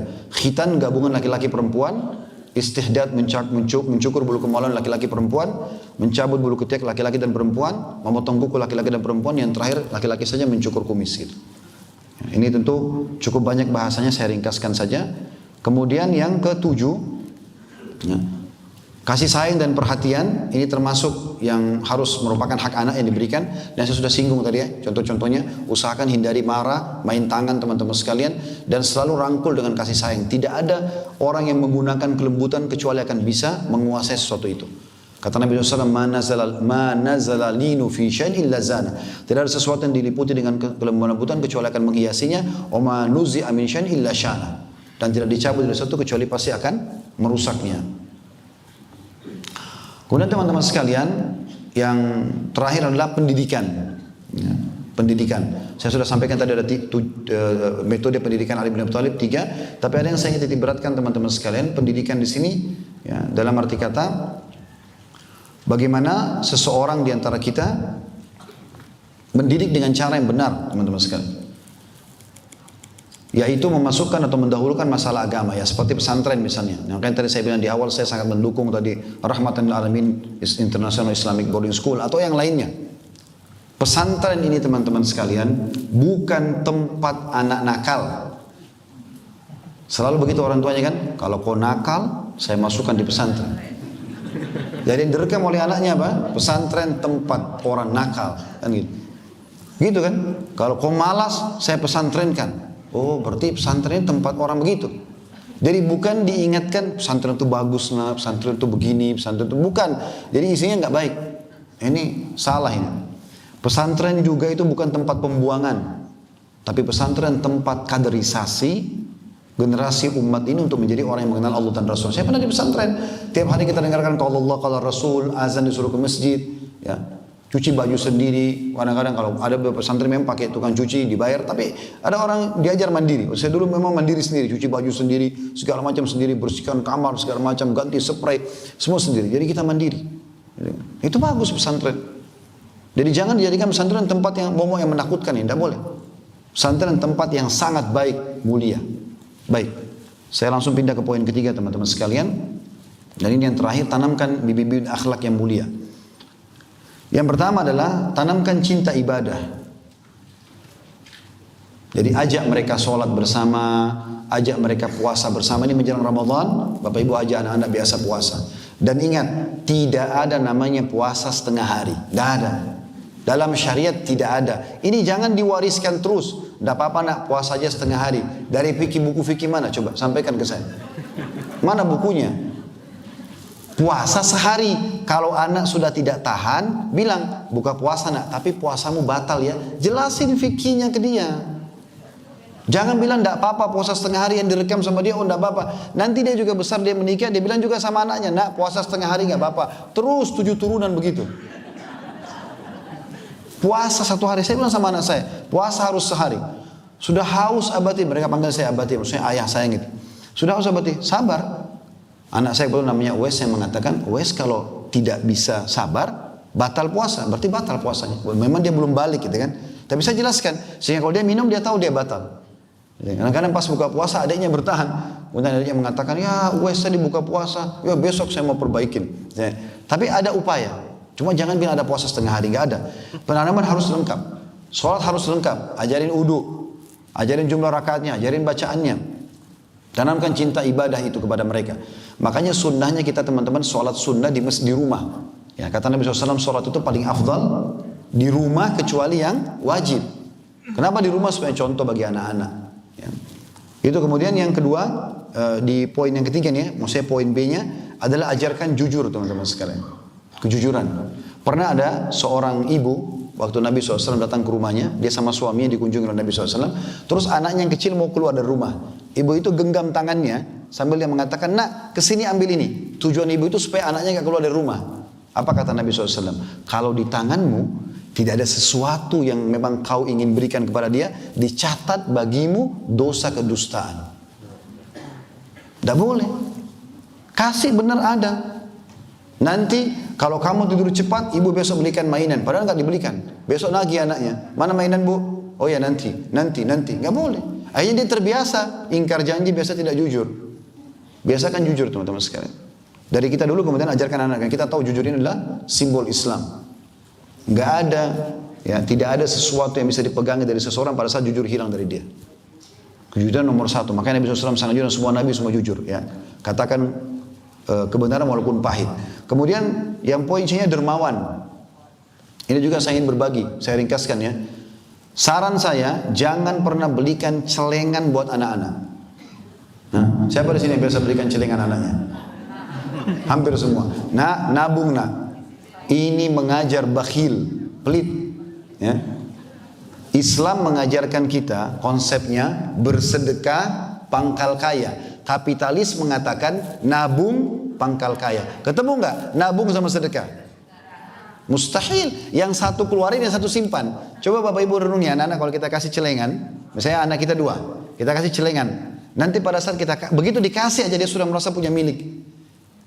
Kakaknya atau adiknya sentuh, marah. Ibunya sentuh, marah. Bakhil dari kecil. Bakhil itu Imam Madzhabi yang masukkan dalam kategori dosa besar teman-teman sekalian. Bahkan kata Nabi SAW, tidak ada penyakit jiwa yang berat daripada bakhil. Kasih uang anak-anak, jangan bilang tabung nak. Kalau pegang uang ini nanti kalau ada orang miskin, kasih ya, gitu. Tanamkan itu teman-teman. Biasakan mereka bersedekah. Saya ringkaskan, saya kadang-kadang kasih anak saya, kalau ada orang miskinnya sedekah enak, kalau ke masjid saya kasih uang, mereka taruh kotak amal. Terekam setiap kali kami jalan di mobil ada orang miskin, itu berarti orang miskin. Suruh berhenti, mereka kasih dari kecil. Kemudian pemberani teman-teman, jangan selalu bilang begini. Ya, ini ibu-ibu biasa gitu, kalau anaknya supaya nggak keluar ke belakang rumah, jangan keluar ke belakang rumah ada momok. Apa itu momok? Setan. Kenapa ditakut-takuti? Jangan takut-takuti anak-anak, ini penting. Biasakan mereka berani. Ya. Zubair bin Awam radhiyallahu anhu menjadi orang yang sangat pemberani karena ibunya Sofia itu selalu membuat dia berani. Sampai orang-orang Mekah kadang-kadang salahin Sofia karena kalau malam hari sengaja dibawa di tempat gelap.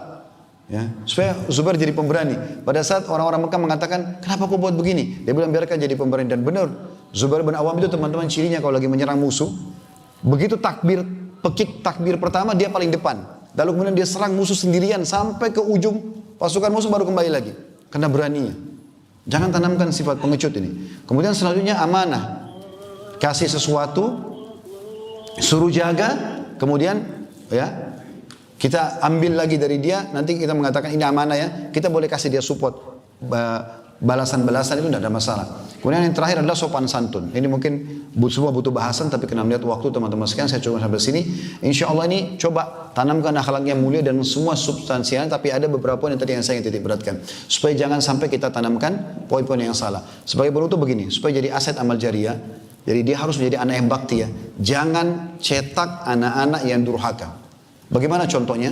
Bagaimana poinnya? Ini poin penutupan kita teman-teman. Ini yang kalau saya sih bapak ibu pulang bawa ini sudah cukup buat saya. Ya, yaitu ya, jangan pernah berikan pilihan kepada anak-anak. Allah amanahkan anak-anak kepada kita supaya kita yang pilihkan dia. Bapak ibu pilihkan bajunya, pilihkan makanannya, pilihkan sekolahnya, pilihkan sepatunya, pilihkan. Jangan kasih anak-anak pilih. Saya kasih contoh, ini pintu durhaka bahaya sekali ya. Misal ibu bilang begini, nak mau makan apa? Ibu kan dia baik ya, tawarin makan. Misalnya anak itu mengatakan ayam goreng ibu. Setelah itu ibu bilang baik ibu besok masakin ya. Ternyata besok ibu lupa. Anak itu datang, bu mana ayam goreng saya? Pada saat dia buka 7 saja, nggak ada. Ibu mengatakan oh ibu lupa nak. Kira-kira apa yang keluar dari mulutnya? Ah ibu ini. Apa yang Allah bilang dalam surah Al-Isra? Wala taqul lahuma uffin. Jangan pernah ucapkan ah. Keluar tuh awal. Yang lucu kadang-kadang teman-teman sekalian, ada laki-laki 30 tahun jadi suami. Istrinya 25 tahun, punya anak satu misalnya. Anggap anaknya sudah mau masuk SD atau TK. Mereka cari sekolah, begitu ketemu sekolah, 2 sekolah. Satu tembok biru, satu tembok hijau misalnya. Dia bawa anak yang masih kecil nih. Mereka ngomong kelas sama pengurus sekolah. Lalu kemudian mereka tanya setelah itu anaknya yang umur 6 tahun atau 7 tahun itu. Nak, mau sekolah yang mana? Kira-kira paham apa dia? Gak paham kurikulum, gak paham jarak, gak paham biaya. Kenapa dia ditanya? Kenapa bukan bapak ibu yang pilih? Kan ini aneh. 30 tahun tanya anak 7 tahun mana dia tahu. Dia suka warna biru, temboknya itu aja warna biru. Dia tidak tahu jaraknya, tidak tahu semuanya. Saya subhanallah perhatikan teman-teman sekalian. Saya setiap beli apa-apa, saya kasih langsung anak saya, langsung mereka tinggal nikmati. Kalau saya belikan baju, saya langsung berikan baju. Ini, pakai nak. Makanan, saya bilang sama anak-anak, ini makanan, kita syukuri ya, baca bismillah. Jadi mereka kita tidak buka peluang untuk itu. Dan subhanallah ini luar biasa. Kalau bapak ibu berhasil menanamkan poin ini, saya bilang, pastikan bapak ibu sekalian pada saat bapak ibu pulang, pada saat bapak ibu sudah mulai, anak-anak itu sudah mulai dewasa, mereka pasti akan terus bergantung pada bapak ibu sekalian. Dan ini penting, bergantung pada orang tua ini bukan berarti manja ya. Jadi maksudnya karena sering diajak dulu waktu kecil bergantung sama orang tua, sampai sudah berumah tangga pun sering minta ibu sarannya bagaimana, ayah bagaimana. Itu yang bagus. Bapak-bapak yang berhasil, kalau dia berdiri, dia jalan, dia melakukan apapun, anaknya di sebelahnya mirip seperti dia. Ibu-ibu berhasil, dia duduk, dia pakaian, dia jalan, anak perempuannya seperti dia. Itu berhasil. Sayangnya ini kadang-kadang berhasil di ahli maksiat. Ya. Jadi dia mau anaknya jadi artis, jadi maksiat sana sini. Bukan ahli yang ibadah, ini sayang. Allahu a'lam. Ini bahasan kita teman-teman sekalian, semoga bermanfaat. Karena sudah masuk waktu maghrib. Mohon maaf saya mungkin tidak buka pertanyaan. Hanya karena melihat waktu juga. Dan insya Allah saya serahkan kembali kepada moderator. Fadhal. Syukran katsiran, jazakallah khair. Kita ucapkan kepada Ustaz Dr. Khalid bin Salam Al-Sima yang telah menyampaikan kajian di hadapan kita semua, dan semoga apa yang beliau sampaikan bisa kita terapkan, kita amalkan dalam kehidupan kita sehari-hari. Mungkin saya selaku moderator mohon undur diri. Syukran katsiran, jazakumullah khair. Assalamualaikum warahmatullahi wabarakatuh. Waalaikumsalam warahmatullahi wabarakatuh.